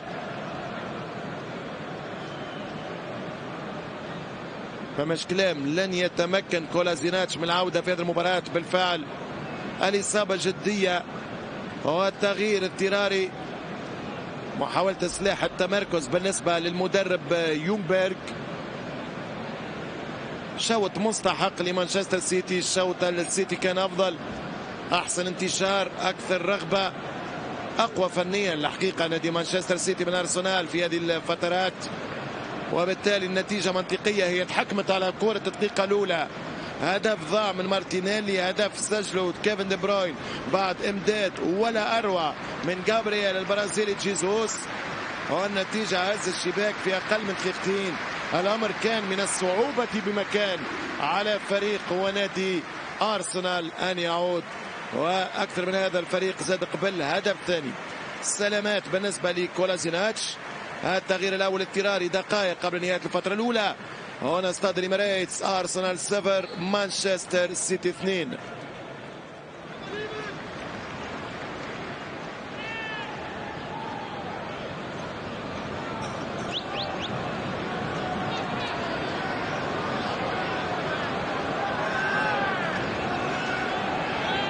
ترجع الكرة في انتظار التغيير بعد إصابة وخروج لاعب كولاسيناتش. يلعب الكرة لينو طويلة، ترجع في المنتصف عن طريق ستيرلينغ يلعب الكرة لميندي في وسط الدفاع. هذا اوتاميندي ترجع له الكرة. اوتاميندي الأرجنتيني، اوتاميندي غوندوغان يلعب فيرناندينيو كرة في الوسط. هذا رودريغو الإسباني يرجع بالكرة عن طريق فيرناندينيو اللي اختار له بيب غوارديولا أن يتحول إلى قلب دفاع، هو المعروف لاعب ارتكاز في الوسط. الكرة تمشي عن طريق الراية في الفودن يلعب مع رودريغو فودن. هذه الكرة خطيرة برشا الأرسنال. فرصة للهدف الثالث وهو كذلك مرة من هنا وسجل من هنا. ثنائية بالنسبة لكيفن دي بروين والثلاثية رائعة لمانشستر سيتي. ستكون مباراة تاريخية، ستكون هزيمة ثقيلة جدا على فريق أرسنال. في 40 دقيقة الموضوع حسم، اللقاء انتهى والملف طوي لمصلحة 3 نقاط لنادي مانشستر سيتي. شوف السيتي وقت يقوي النسق، وقت اللي يلعب هذه الكرات الأرضية ويبدل مراكز يتعب برشا، ما يلقاش روحه دفاع أرسنال ولا واحد يضغط على القادم بقوة. كيفن دي بروين على طريقة ميسي يركنها، على طريقة ليونيل يشوتها ويفوت في مرمى لينو الذي يعاني الأضرار ويعيش في سارة وأمسية صعبة بكل المرارة. 3-0 مانشستر سيتي، خلاص رسميا انتصار خامس على التوالي لحساب الدوري والثالث على التوالي في استاد أرسنال بالذات لنادي مانشستر سيتي. أرسنال اليوم سينقاد إلى هزيمة تاريخية في ملعبه. كرة خطيرة يمشي كيفن دي بروين، فرصة الرباعية، الكرة ما توصلش عرضية من كيفن دي بروين، نجم المباراة، نجم الشباك في ماتش القمة، سجل ثنائية ولا أروع وعمل اسيست في هدف. إذا كل الأهداف هي بمساهمة الراعي الرسمي لهجوم مانشستر سيتي الرائع جدا كيفن دي بروين. ترجع الكرة عن طريق الحارس تقريبا باستثناء كرة مارتينيلي. الدفاع ما تعبش، نادي مانشستر لم يختبر، الفريق لم يرهق، والحارس في إجازة، والنتيجة هجومية باكتساح، نتيجة فيستيفال مانشستراوي دي سيتيزن هنا في ملعب الإمارات 3-0. ترجع الكرة عن طريق ستيرلينغ يلعب غوندوغان من المرات القليله اللي نشوف فيها مانشستر سيتي في الامارات ب3 و4 رابح، والكره تمشي مره اخرى في دار الدفاع، يعمل التغطيه الحارس لينو في كره قادمه من الانجليزي تشامبرز، يلعب لينو، يرجع مانشستر سيتي يتطور، ومانشستر سيتي في نسق تصاعدي مع نهايه هذه السنه 2019. غوندوغان ووكر ما كانش في ماتش الحقيقة. هدف المبكر أثر وأنهى كل مقاومة، وفرصة وهاتريك، والقائم فرصة للهاتريك. عندما أقول فرصة للهاتريك لأن المسدد اسمه كيفن دي بروين. مع كيفن دي بروين لابد تتوقع الأجمل والأفضل. هاي الكرة يا البلجيكي، هاتريك في لندن ضد أرسنال لأول مرة، كانت باب كرة ولا أروع، ممتازة جدا. الحارس لينو خلصها، القايم يساند ويتعاطف معاه، والرائع كيفن دي بروين كان قريب من الهاتريك. جابريل جيسوس، فماش مقاومة، فماش ندية، فماش تنافس، ما فماش خصم. مانشستر سيتي في الشوط الأول أقوى برشا من أرسنال. ترجع كرة وسط الميدان على خطة للأرسنال، كرة للجانرز. هنا المباراة في 3-0، مباراة منتهية في الشوط الأول. شوف فودن ولا أروع، كرة ممتازة، والهدف الرابع كان مستحق في هاتريك تاريخي من كيفن دي بروين. أجواء كبيرة، جمهور أرسنال لا يفهم هذا الفشل المتكرر مع السيتي. هذه المباراة السيئة جدا في الشوط الأول ضد مانشستر. الهدف المبكر أوكي له دخل، ولكن لا هكذا تدار الأمور بالنسبة لأرسنال اللي مستسلم تماما، اللي يقر بأفضلية الخصم بصفة واضحة جدا. 3-0 وكرة على العارضة أو القائم وبالتالي سيطرة مطلقة على مستوى الاستحواذ، على مستوى الفرص. الفارق بين جدا بين الفريقين الاثنين في صالح ومصلحة نادي مانشستر سيتي. الكرة للسيتيزن، الكرات هذه رائعة جدا. مانشستر على مسؤوليتي أفضل شوط شفته له هذا الموسم. ينطلق كيفن دي بروين، كيفن دي بروين للأربعة، كرة للرباعي على اليسار، كرة بانسيابية كبيرة برشا بسلاسة وسهولة الدور. ينطلق الهجوم مندي على القائم الثاني، فماش دفاع، فودن يطلع، جابريل يضرب كرة بالراس والكرة في الركنية. شكلها كورنر ممكن لمانشستر سيتي. هل هو كذلك؟ الصورة في المباشر ستؤكد. نعم، هي ركنية لنادي السيتي. يونغبيرغ يكتشف قساوة الدوري كمدرب بعد أن كان لاعبا بامتيازات والقاب مع الفريق الأرسنالي. هو خسر النهائي الأوروبي في 61 عام 2000 ضد جالاتا سراي في نهائي الويفا كاب الأوروبا ليج الحالية، وفي 2006 فاينل سان دوني في باري، ونهائي برشلونة سامويليتو وبيليتي في فينال الأبطال. الكرة تمشي خطيرة، ما زالت الكرة قائمة، الفرص ما زالت موجودة، وفرص فريق السيتي في ضربة هدف أخرى قائمة وبشدة. الكرة تنطلق عن طريق في فودان بامتياز، يلعب الكرة ستيرلينج في مكانه. رحيم يلعب الكرة جوندوغان يتقدم بين اثنين، يرجع يطلب السند، يلقى المسند إليه الرائع رحيم ستيرلينج. دقيقة زيادة أو 3 دقائق ونتيجة 3-0. والكرة من رودريجو يلعب الكرة كيفن دي بروين في كل مكان. شفنا كيفن يلعب الكرة فرناندينيو دي بروين تحت الكرة فرناندينيو يلعب لأوتاميندي ووكر لأوتا لمن يلعب الكرة عن طريق جوندوغان. يتقدم جوندوغان، تهز الكرة لمندي، أكثر من 20 تمريرة، ثم عرضية، ثم الرباعية، الرابع ممكن الرابع من فيل فودن. الكرة ضربة مرمى تقريبا أكثر من 25 تمريرة، وأرسنال عاجز عن استعادة أو افتكاك كرة أو تعطيل سير كرة. لقاء في طريق مفتوح، لقاء في اتجاه واحد. أسوأ الشوط لأرسنال يقابله أفضل شوط لفريق بيب غوارديولا، هو الحصيلة والدفع والضريبة يعني حينية ب3-0 في زمن الشوط الأول من هذه المباراة لمصلحة الفريق المانشستراوي.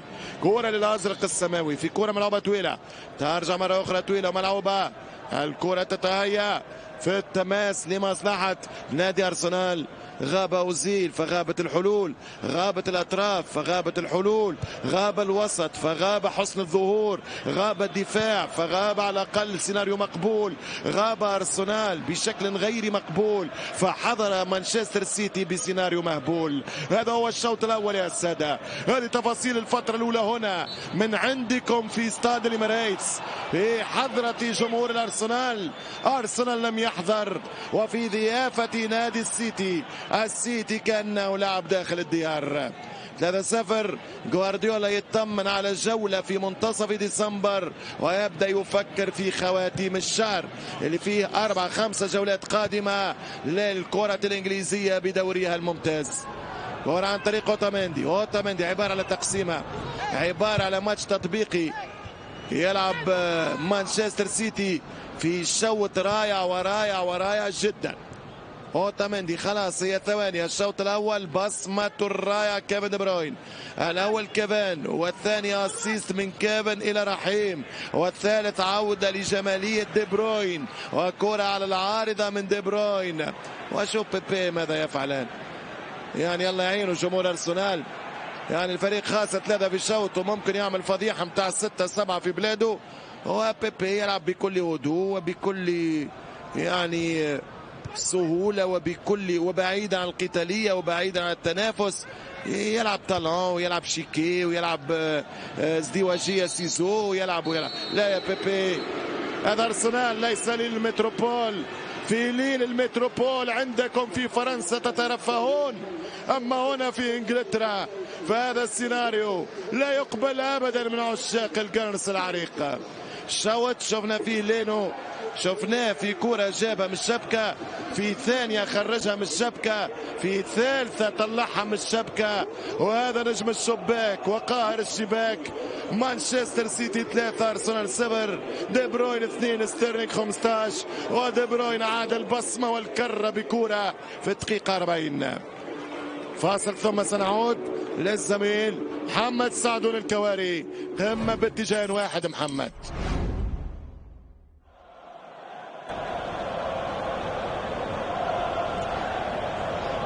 شكرا للزميل عصام الشوالي. هكذا إذا كان دي بروين نجما منفردا ربما لهذه المباراة بتسجيل هدفين رائعين وصناعة آخر أيضا كان قريبا من تسجيل هاتريك في هذه المباراة لولا التألق الكبير للينو في التصدي لدي بروين. شوط أول كان عنوانه من جانب دي بروين، مانشستر سيتي من جانب آخر، والمزيد بعد فاصل قصير. قم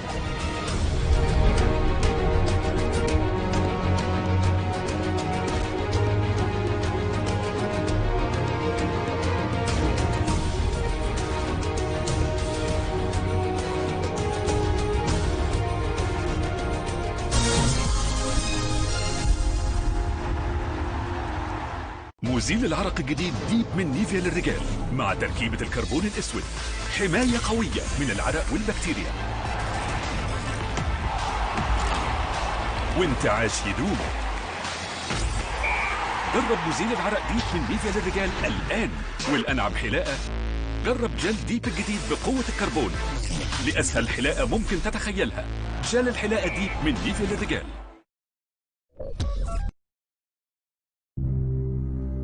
اهرب لمكان كله مغامرات تلتقطها بكامل روعتها وتخليك متصل بزمان ما كنت هاب فيه شيء، وكل ما سرحت بذاكرتك تكتشف انك قدها.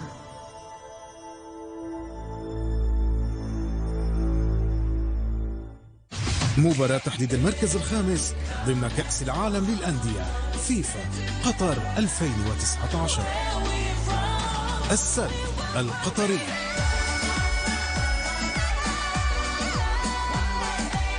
الترجي الرياضي التونسي،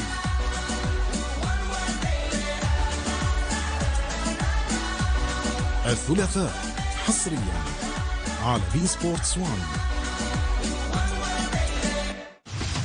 الدور نصف النهائي من كأس العالم للأندية فيفا قطر 2019. فلامينغو البرازيلي، الهلال السعودي،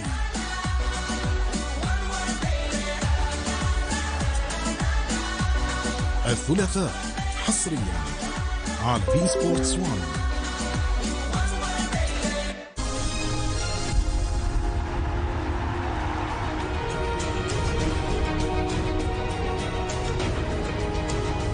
مرحبا بكم من جديد.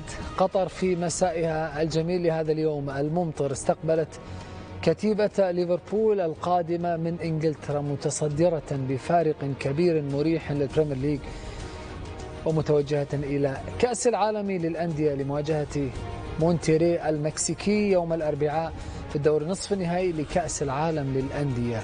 قبل نحو ساعة من الآن حطت طائرة ليفربول رحالها قادمة من إنجلترا من مانشستر إلى الدوحة حاملة معها بطل دوري الأبطال بقيادة يورغن كلوب مدرب الفريق الذي جدد عقده مع فريق ليفربول ليستمر على رأس القيادة التدريبية لفريق ليفربول الذي يصل إلى حافلته الخاصة محملا بكل نجومه في مقدمتهم النجم العربي المصري محمد صلاح الذي تساوى في هذه الجولة في صدارة ترتيب الهدافين في ليفربول مع ماني بعد أن سجل هدفين رائعين في مرمى واتفورد.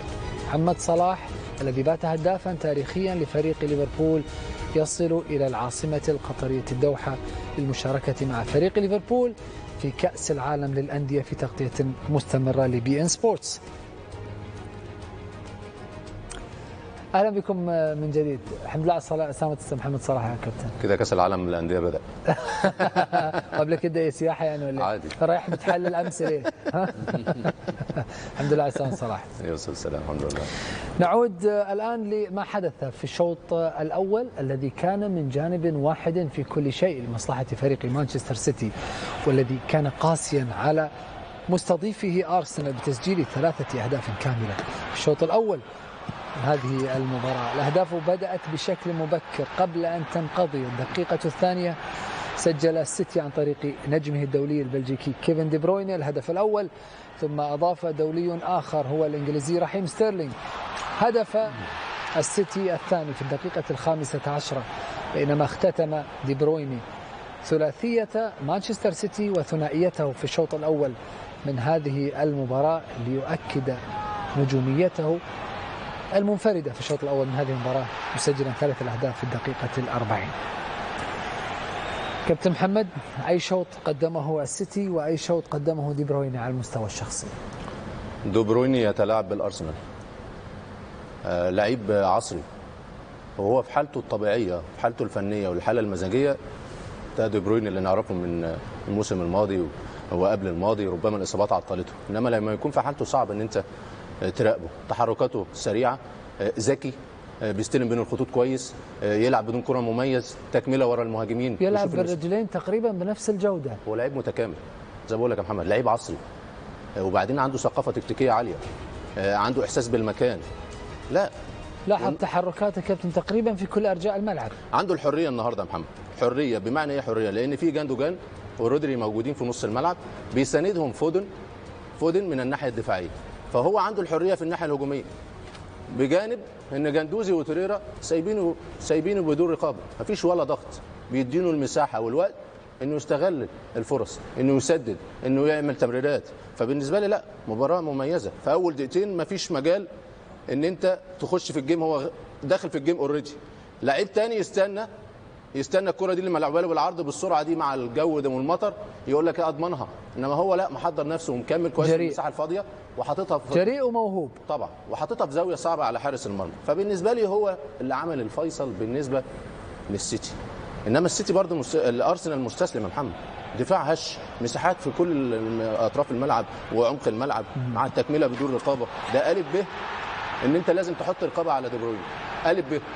النهارده هو في اول اخطر لاعب في كل فريق السيتي. اول 45 دقيقه بص احصائياته، لمس الكره 28، هدفين وكان قريب من هدف ثالث من 3 تسديدات.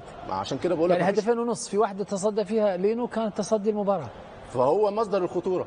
فانت لازم تحط رقابه عليه، حد قريب منه مفيش، سايبينه دايما المساحه والوقت انه يستلم بدون رقابه جاي من الخلف.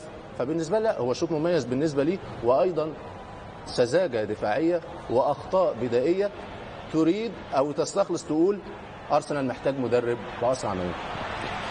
هنا الهدف الثاني لرحيم. تحدثنا دكتور طارق عن الفرصه التي تألق لينو في التصدي لها. بعض المدربين عندما يوجه نصيحه لبعض اللاعبين في التعامل مع بعض اللاعبين، ركز مثلا على رجل اليمنى اخطر، على اليسرى اخطر، لاعب لا يجيد المهاره، لاعب غير سريع. دي بروين ماذا يمكن ان توجه نصيحه لاي لاعب يراقب دي بروين؟ شوف الامانه يعني 45 دقيقه دي بروين هو النجم الاول للامكانيات اللي يمتلكها، المهاره اللي يمتلكها، هذه على معظم حراس البريمير ليج هدف هاتريك. نعم، وللمهاره اللي يمتلكها والامكانيات اللي يمتلكها، وايضا للضعف الموجود في الارسنال. الضعف اللي موجود في الارسنال لو انا ارجع في الفريق انا ابدع اليوم. اتكلم بشفافيه واقعيه، بكل تواضع، اي واقعيه. يعني الارسنال اليوم يعني المفروض من ملاك النادي يعني يضعون حد للعبث في التاريخ النادي. اين الخلل؟ المنظومه كلها خلل. هل لم يكن مثلا اللاعبين ما عندهم تحمل مسؤوليه؟ ليونبرغ بالغ في التفاؤل بقدرات فريقه وبالتالي فكر ان يهاجم السيتي؟ ما هي كفكره الوم مدرب كثر ما هي الوم مجموعه كلها. يعني مسؤوليه لاعبين ما عندهم احساس بالمسؤوليه. فريق الارسنال كانهم يلعبون مباراه خيريه، كل مباراة اعتزال، أحد لاعبين بيعتزل وسوى له حفلة بالمباراة بس مجرد تأدية واجب. حفلة دي بروين ما تشعر صح، حفلة دي بروين. شوف جندوزي في الجول يا دكتور. يعني ما في مسؤولية، ما في إحساس بالمسؤولية، ما في اللاعب القائد اللي ممكن حتى وإن كان الفريق فنيا نازل عنده مشاكل، لكن تبحث عن جانب آخر، يحاول أن يقدم كل في عمل في الملعب، في روح في الملعب، في إصرار، في بحث عن كيفية العودة للمباراة. للأمانة يمكن بعض المباريات تحلل فيها تقرأ الفريقين شلون تعامل معاه. فريق الأرسنال أنا أشوف جهة ظلمة لا يوجد فيها أي جوانب فنية. فريق سيتي 11 لاعب يبارون لينو حارس المرمى. اليوم لينو الشوط الأول يعني لو متواجد حارس أقل مستوى من لينو ممكن 6-5 الشوط الأول بالراحة، بس متواجد لينو اليوم يعني كان نوعا ما وقف الأرسنال عند الثلاثة، والشوط الثاني ما ندري ايش راح يصير بالأرسنال إذا استمر على نفس هذا الأداء. فريق الأرسنال مهزوم، فريق مهزوم قبل أن يبدأ المباراة. اللاعبين لا عندهم مسؤولية بالشعور في الملعب، ولا عندهم ثقة في المدرب النادي. نعم، ولا عندهم ثقة في المدرب واضح جدا. وأيضا الجماهير ما عندها أي ثقة بأي أحد من المنظومة، لا اللاعبين ولا المدرب. المدرجات كانت فارغة، وهذا أمر غير اعتيادي أبدا في ملعب الإمارات في مباراة حاسمة نهائيا. بهذا الحجم. فاصل قصير سنعود بعده بإذن الله تعالى. مشاهدينا الأعزاء ابقوا معنا.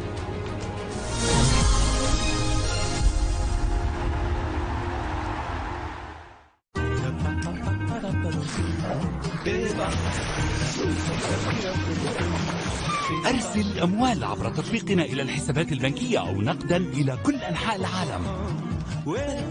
ويسترن يونيون. اهرب لمكان كله مغامرات، تلتقط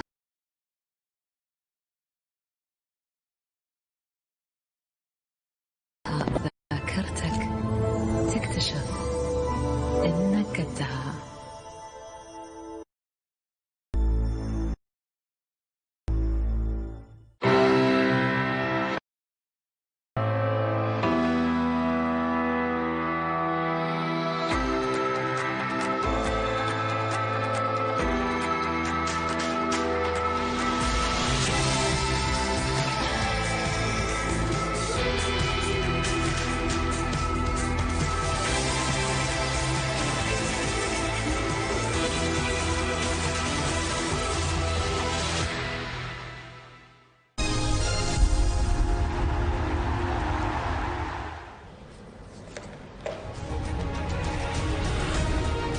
أهلا بحضراتكم من جديد، وطاب مساءكم بكل خير. هكذا حاول جمهور أرسنال أن يستفيد من الوقت الفاصل بين الشوطين ربما لتلبية جزء من متطلبات المعدة بعد شوط أول لم يقدم فيه أرسنال أي شيء يذكر، خسر فيه ب3 أهداف دون مقابل، وربما كان سببا منطقيا لغياب عدد لا بأس فيه من الجمهور عن الحضور والمتابعة ومؤازرة فريق أرسنال في مباراة مع حامل لقب بريمير ليج مانشستر سيتي، على عكس ما جرت العادة في معظم السنوات السابقة التي حتى عندما كان فيها أرسنال يعاني لم يكن الجمهور إلا واقفا معه في أصعب الظروف. هل يمكن أن يعود أرسنال في الشوط الثاني؟ صعب على الحالة اللي احنا شفناها في الشوط الأول، صعب على المستوى الفني، على المستوى النفسي، على مستوى التعامل، صعب. وبعدين شخصية الأرسنال هي هشة ضعيفة المباراة السابقة، فبالنسبة لي عودة تبقى عودة معجزة، لأن أصلا السيتي مش هيديك مجال. السيتي هيبحث عن الرابع والخامس والسادس وعنده المقدرة أنه يزود عدد الأهداف، إنما شخصية الفريق والمستوى الفني اللي ظهر بيه الأرسنال لا يوحي بإشارات أو دلائل أنه هو يقدر يعود. دكتور من الظهير الأيسر الحين مكان كوسنياك لاعب ساكا. يعني أنا بستغرب يعني من لومبرغ شلون يلعب ساكا ظهير، عنده موجود عنده دافيد لويز، ممكن يحط سقراطس على الجهه اليسرى، تشامبرز على الجهه اليسرى، ممكن يتصرف ولا لاعب لان منه يمه ستيرلينج اسرع لاعبين البريمير ليج. الشوط الثاني راح يكون في اهداف بكل تاكيد موجود. شكرا دكتور طارق. كابتن محمد ابو تريكه. من جديد نعيد الكلمه للزميل عصام الشوالي والشوط الثاني من قمه ارسنال السيتي. عصام.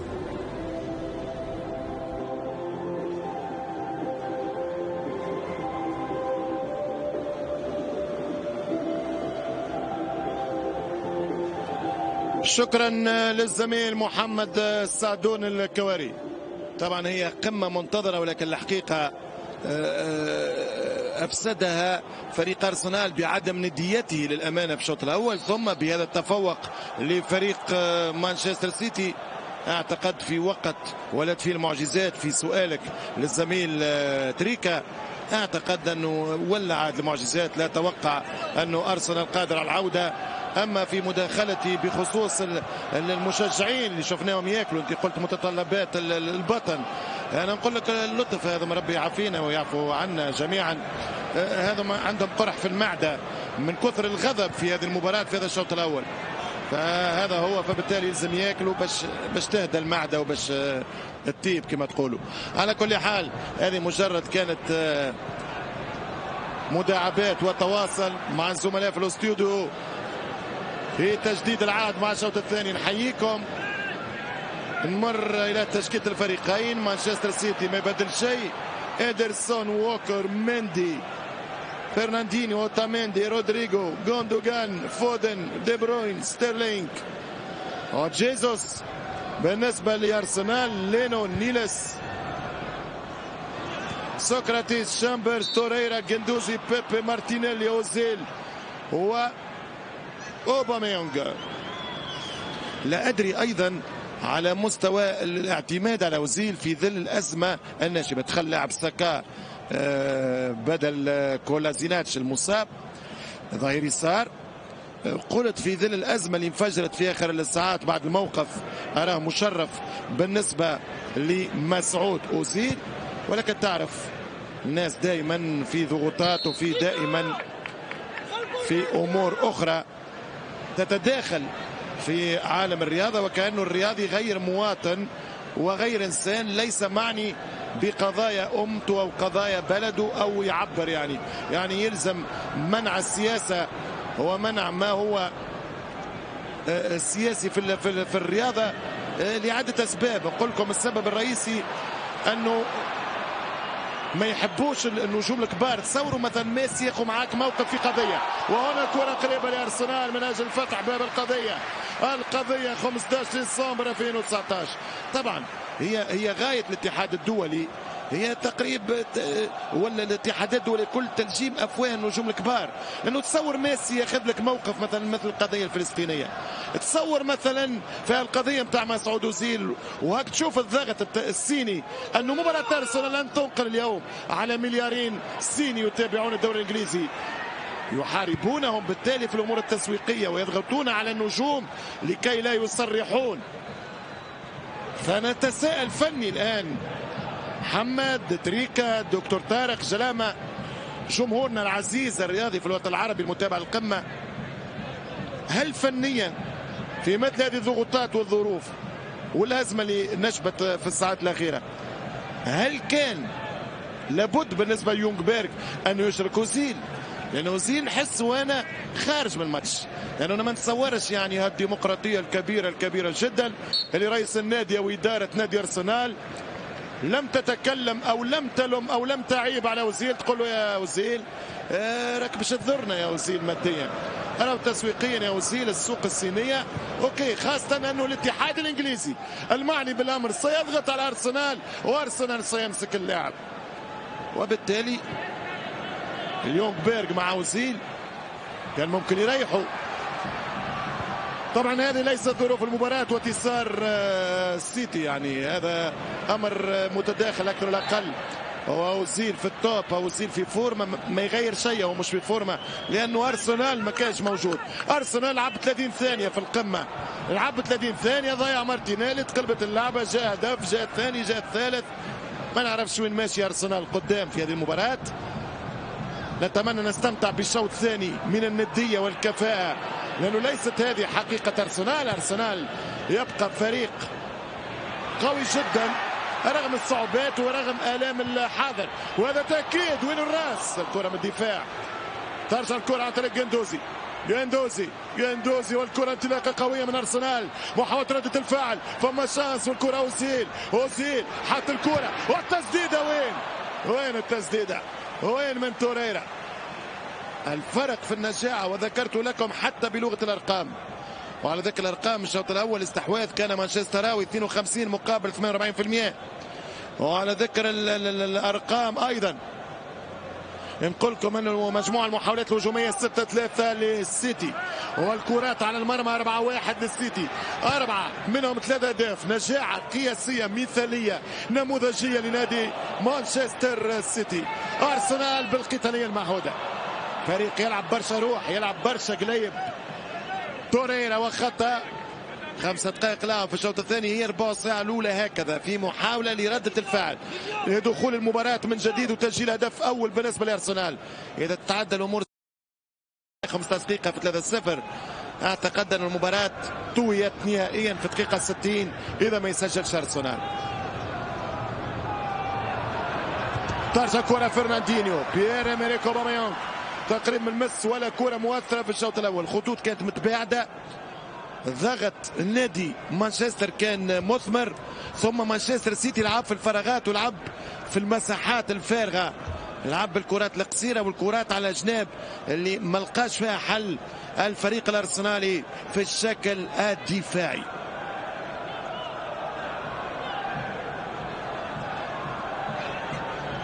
ترجع الكرة لفريق مانشستر سيتي، فريق خبرة.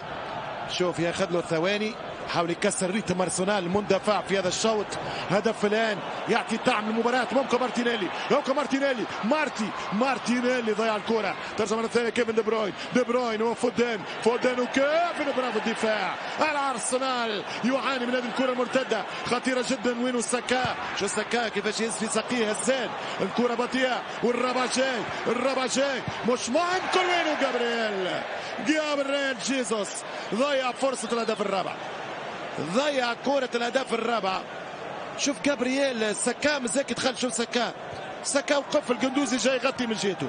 سيعانون كثيرا من جيليوس. شوف هاو ساكا 77 ماشي مع الماشيين وراجع مع الراجعين.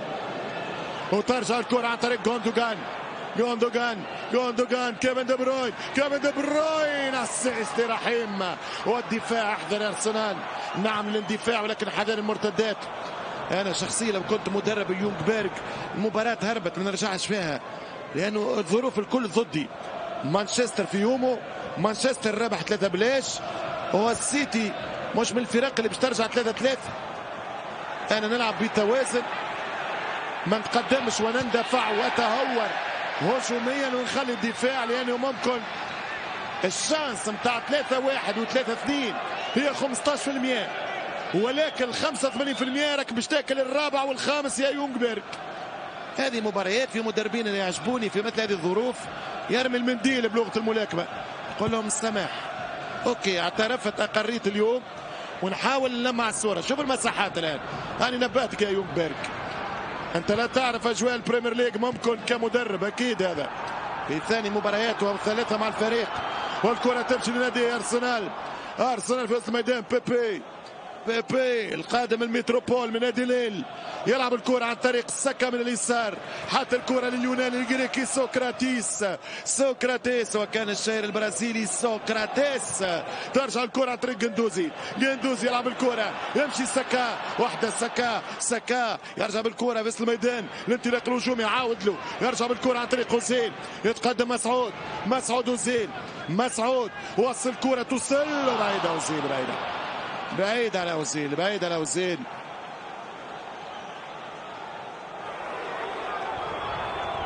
ترجع كرة في ضربة تماس. 9 دقائق لعب في الشوط الثاني. يونغ بيرغ كلاه البرد وكلاه برد لندن توا في شهر ديسمبر يقتل مع برد النتيجة. يعني شوف رغم أنه السويد معروفة ببرودة شتائها. والكرة تمشي مرة أخرى بالراس في وسط الميدان، يحاول جوندوغان شوف المساحات، لا تهور، هذا انتحار. أنا سامحوني في دقيقة 55 نقول لكم انتحار تكتيكي. يمشي بالكرة مرة أخرى والرابع والدفاع مرة سليمة. وينو جندوزي بتسقيك، جندوزي ضيعها، جوندوغان ما يوصلهاش، والكرة ترجع لأرسنال. كرة للجنارز عن طريق شامبرز حط الكرة مرة أخرى تمشي له، والتماس الرمية الجانبية لمصلحة الفريق الأزرق السماوي مانشستر. شوف المساحات، شوف 8 ملاعبية 9 قدام. شوف مش معقول هذا مع مانشستر سيتي. الدفع سيكون كاش وغالي جدا. لولا تشامبرز اظن ضربت فيه كان مشروع الهاتريك التاريخي للجوهر كيفن دي بروين. ترجع الكره فودن، يلعب فودن على اليسار، تلعب الكره 1-2، فودن يضغط والكره من سقراطيس، تحط الكره من اليوناني، يلعب الكره لجريكي والساكا برا اوت. 10 دقائق لعب في الشوط الثاني، نتيجه 3-0 ويدخل برناردو سيلفا. الان بيب جوارديولا يعني ما كذبش خبر، يدخل لاعب سريع جدا، لاعب مهاري جدا، اللاعب يحبذ المساحات من جهه ساكا. مسكين ساكا، يمكن ساكا الان سيعاني اكثر. برناردو سيلفا في مكانه، راح يمشي يرجع اليسار. كيفن دي بروين وراء المهاجم جابرييل جيسوس. ستكون صعبه الدقائق القادمه على نادي ارسنال باعتقادي. والكره من ووكر، كرة من ووكر والتماس لنادي مانشستر سيتي المتقدم بالنتيجة، بل الفاز بالمباراة، ولكن بأي نتيجة؟ الكرة ترجع ضربة مرمى للحارس لينو. كرة ستعود للحارس لينو بوسط دفاع تشامبرز. الخطأ ممنوع يا تشامبرز. شوف وين يدافع فريق مانشستر سيتي ومنطقة ارتكاك الكرة والضغط في وسط ميدان ارسنال. كرة من ساكا يرجع بالكرة اوزيل وسط ميدانه المنطقة فريقه، باش يلعب كرة، يمس كرة على اليسار. ساكا يحاول، تلعب الكرة مرة أخرى والتماس أو الخطأ لمارتينيلي. كرة ستلعب لجابرييل مارتينيلي.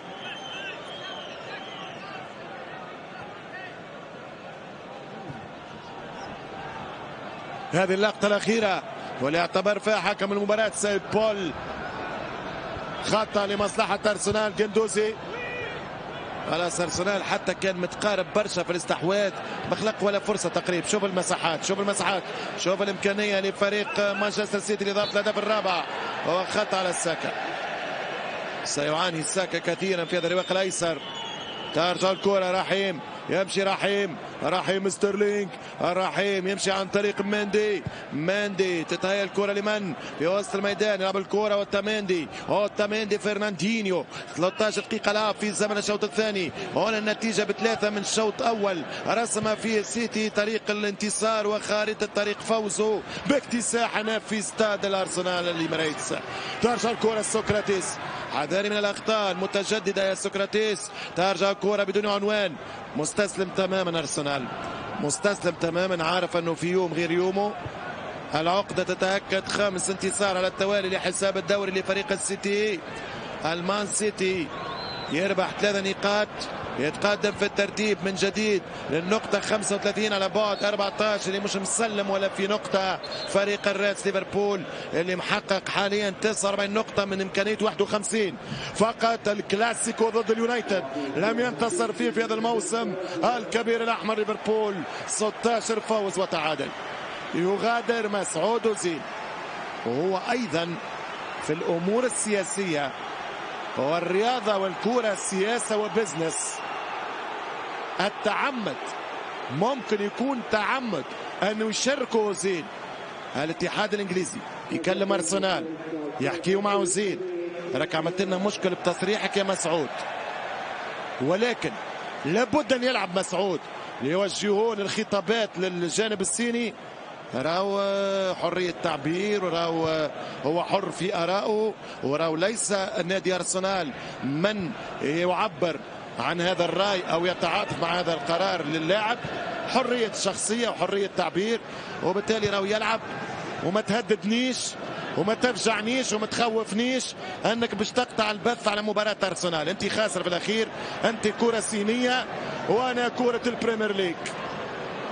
هو يعول حتى على الجمهور الصيني، يعني اسبوع اسبوعين ما تعديلوش ارسنال او الدوري الانجليزي يثوروا عليك في الصين في ساحه تيانمان ويبداوا يناديوا ارسنال من ارسنال 0 الى مانشستر سيتي 3 الى ربع ساعه في حكايه شوط ثاني.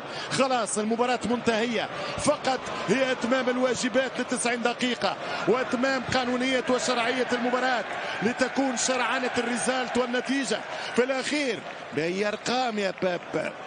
هل ستكتفي؟ هل ستزيد في الحصة وفي الغلة؟ أمس سينتفض أرسنال وعلى الأقل يفوز بالشوط بعد أن خسر مباراة. ترجع الكرة طويلة ملعوبة عن طريق باباستوبولوس، سميته سقراطيس الاسم الصغير منفع، سميته باسم العائلة باباستوبولوس منفع. ترجع الكرة ممتازة من ووكر، ممتاز ووكر، مباراة توب الحقيقة للسيتي. ترجع الكرة الثانية خاطئة، جابرييل جيسوس، برناردو سيلفا، حط برناردو سيلفا دفاع بداره، المراوغة سهلة برشا للدفاع الأرسنالي. 27 هدف في 17 جولة، تتحدث عن أضعف خطوط الدفاع فريق أرسنال في البطولة الإنجليزية. من أضعف الفرق دفاعيا هو نادي أرسنال. الأمور المادية ممتازة، من أغنى 6-7 فرق في العالم أرسنال. لا أدري لماذا الإدارة من 10 سنوات تقريبا، كوتسياني، باباستوبولوس، شامبرز، الألماني نسيت اسمه، ميرتساكر، ليس بهكذا اسماء ممكن تبني فريق، لأنه على الفلسفة الإيطالية وهي صحيحة في جزء كبير، بدفاع قوي تحقق البطولات، ولكن بهجوم قوي تربح كان مباريات. ترجع الكرة لفريق الجانرز، كرة للأرسنال، الوقت يمر ولا يعود، والعودة للأرسنال مستحيلة في هذه الظروف. حذاري من خطأ جديد، الخطأ صار، يهرب جابرييل، نباتك الرابع جابرييل لأنه يبدع، يمشي المبدع، حتى الكرة الرحيم، عودة له رحيم، أناني رحيم. مبدئيا كان يلعب الكرة مع دي بروين، كيفن دي بروين الهاتريك، حط الكرة جندوزي، يمشي جندوزي، وصل الكرة، ينطلق السريع، يمشي بيبي، يلعب الكرة بيبي بعد رجع الخطأ. ماذا سيشفع لك الانذار؟ بماذا سينفعك الانذار؟ بيبي يحاول الحصول على خطأ، والله لو بينالتي اوكي، ولكن هنا خطأ لعل فاخير. هذا هو مندي، ورقة صفراء مستحقة على الظهير اليساري، اللاعب الأشول لنادي مانشستر سيتي، والكرة القادمة ستكون خطأ. شوف الخطأ الفادح من اليوناني، نعم اليوناني سقراطيس باباستوبولوس. الإشارة واضحة، راك باش تضرني، راهم باش يطردوني بسببك يا اليوناني. مرة سليمة، يتنفس، يتناهد اليونغبيرغ الذي يكتشف قساوة الدوري مدربا بعد أن فرح به لاعبا، وحقق اللقب تقريبا 3 مرات في عهد أرسن فينجر مع كتيبة الجانرز أرسنال. يمشي بيبي، كرة على القائم، وين سهلة لدرسون، تسخين حارس في يوم برد، سخن الحارس بكرة في يوم برد.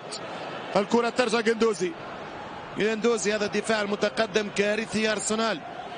ترجع الكرة عن طريق جندوزي يلعب الكرة لساكا، ساكا حلوة، 1-2 مع مارتينيلي، ساكا يحاول، ساكا قدامه ووكر، يوزع كرة، مارتينيلي يكسب الثنائية، يمشي مارتينيلي، والركنية لمارتينيلي، ركنية للبرازيلي، ركنية لأرسنال.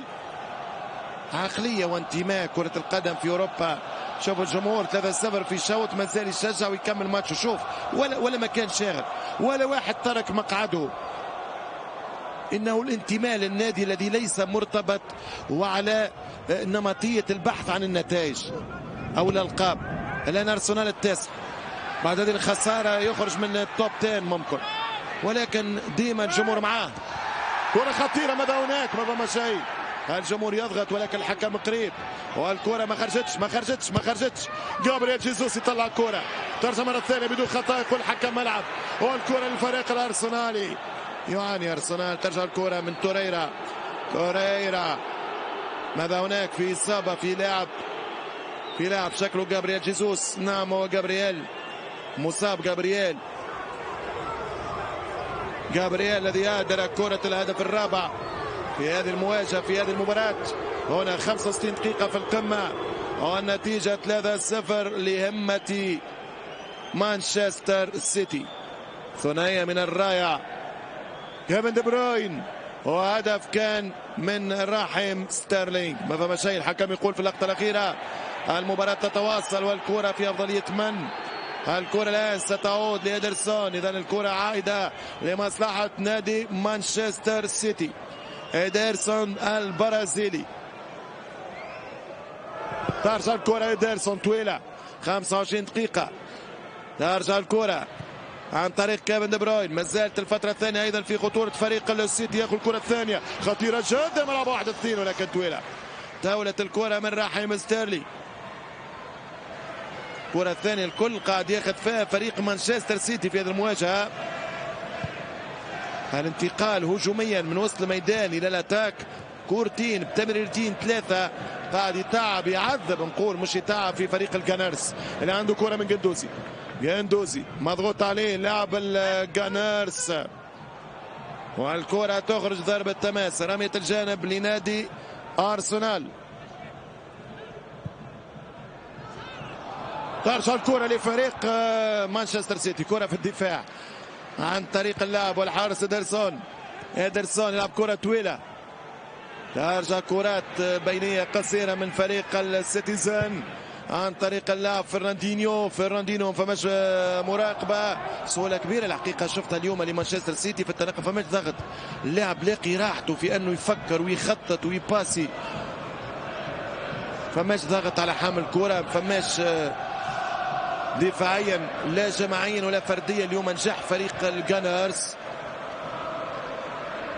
جوندوغان يعدي بين اثنين، المهارة الفردية كيفن دي بروين، كل شيء ماشي للسيتي. كيفن دي بروين لمندي لكيفن لجوندوغان للفرنسي للجار البلجيكي يحط المدافع، اللاعب توريرا في داره، يرجع بالكرة لجوندوغان يلعب الكرة عن طريق ووكر، يتقدم ووكر يلعب مع برناردو سيلفا، كرة برناردو سيلفا حط الكرة عن طريق ووكر جوندوغان على اليسار، هي اللمسه هي الكره، يتقدم فيها مندي يلعب كيفن دي بروين يقع في السهوله الان الهجوم المانشستراوي، ويبحث اكثر عن العرض والاستعراض فريق السيتي.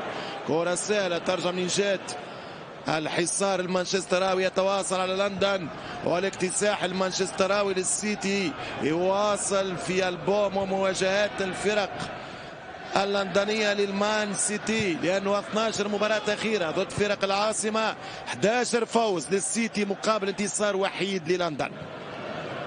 لندن تعاني من سيطرة السيتي في آخر السنوات بآخر المواجهات. والكرة ترجع مرة أخرى للماتش الخامس على التوالي في البريمير ليج، 6 مباريات في قيادة جوارديولا السيتي، 5 ربح وتعادل، سجل 18 وقبل 5 اعتبارا لأهداف اليوم، ونزيد انتصار سادس في 7 مباريات مع تعادل بإضافة فوز اليوم. هنا الكرة موجودة وهنا التوزيعة موجودة والعرضية إلى ركنية للمان سيتي. خلاص فاهم الأمر فريق أرسنال، لا محاولات لا ردة فعل، فريق عارف أنه اليوم مان سيتي لا يجارى الحقيقة، مش ممكن تنافسوا اليوم، مش ممكن تناقشوا على موضوع، مش تناقشوا على موضوع نقطة ولا 3 ولا الريمونتادا احذفوها، قاطعوها بالقاطع والمقطوع. الآن الركنية الثانية لمان سيتي وفرصة الهدف الرابع للسيتيزن. أرسنال في تواصل مع المعاناة، خارجت الكرة من نيلس الظهير الأيمن لفريق الجانرز، وفي لحظات سيدخل رياض محرز في التشكيلة المانشستراوية للسيتي. كرة عن طريق برناردو سيلفا وكرة ممتازة والحارس متفتن. كرة كانت مباغتة من كيفن دي بروين، طبعا مع توالي المباريات، هذه 3 مباريات في أسبوع، باعتبار أنه في منتصف الأسبوع كان الالتزام قاري مع دوري الأبطال. لاعب مهم سيغادر برناردو سيلفا، دخل في آخر نصف ساعة، الآن يدخل في آخر ربع ساعة 20 دقيقة رياض محرز بدل ستيرلينج أو ممكن دي بروين، سنرى خيار الكوتش والمدرب جوارديولا. هنا خطأ يستفيد منه أرسنال يخلق فرصة حقيقية وحيدة للتهديف، هي الكرة الأولى التي أتيحت في المباراة في 30 ثانية ودارها اللاعب مارتينيلي، أو لا يغادر جوندوغان. حقيقة مباراة هجومية من الألف إلى الياء، حتى في 3-0 ما يريح حد. يغادر لاعب وسط جوندوغان ويدخل رياض محرز.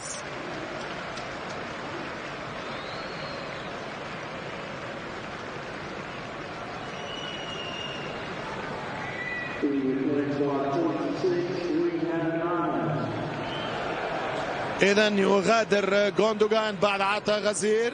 يدخل الدولي الجزائري رياض محرز اللي عينه منصبة نحو شرم الشيخ. على ما اعتقد شرم الشيخ يوم 7 يناير القادم، لكن في مصر أكيد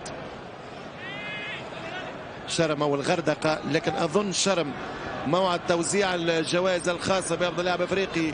رياض أكيد يفكر في هذه الجائزة كيف لا، وهو بطل الدوري الإنجليزي الممتاز، بطل السوبر الإنجليزي، هو بطل إفريقيا مع الخضر.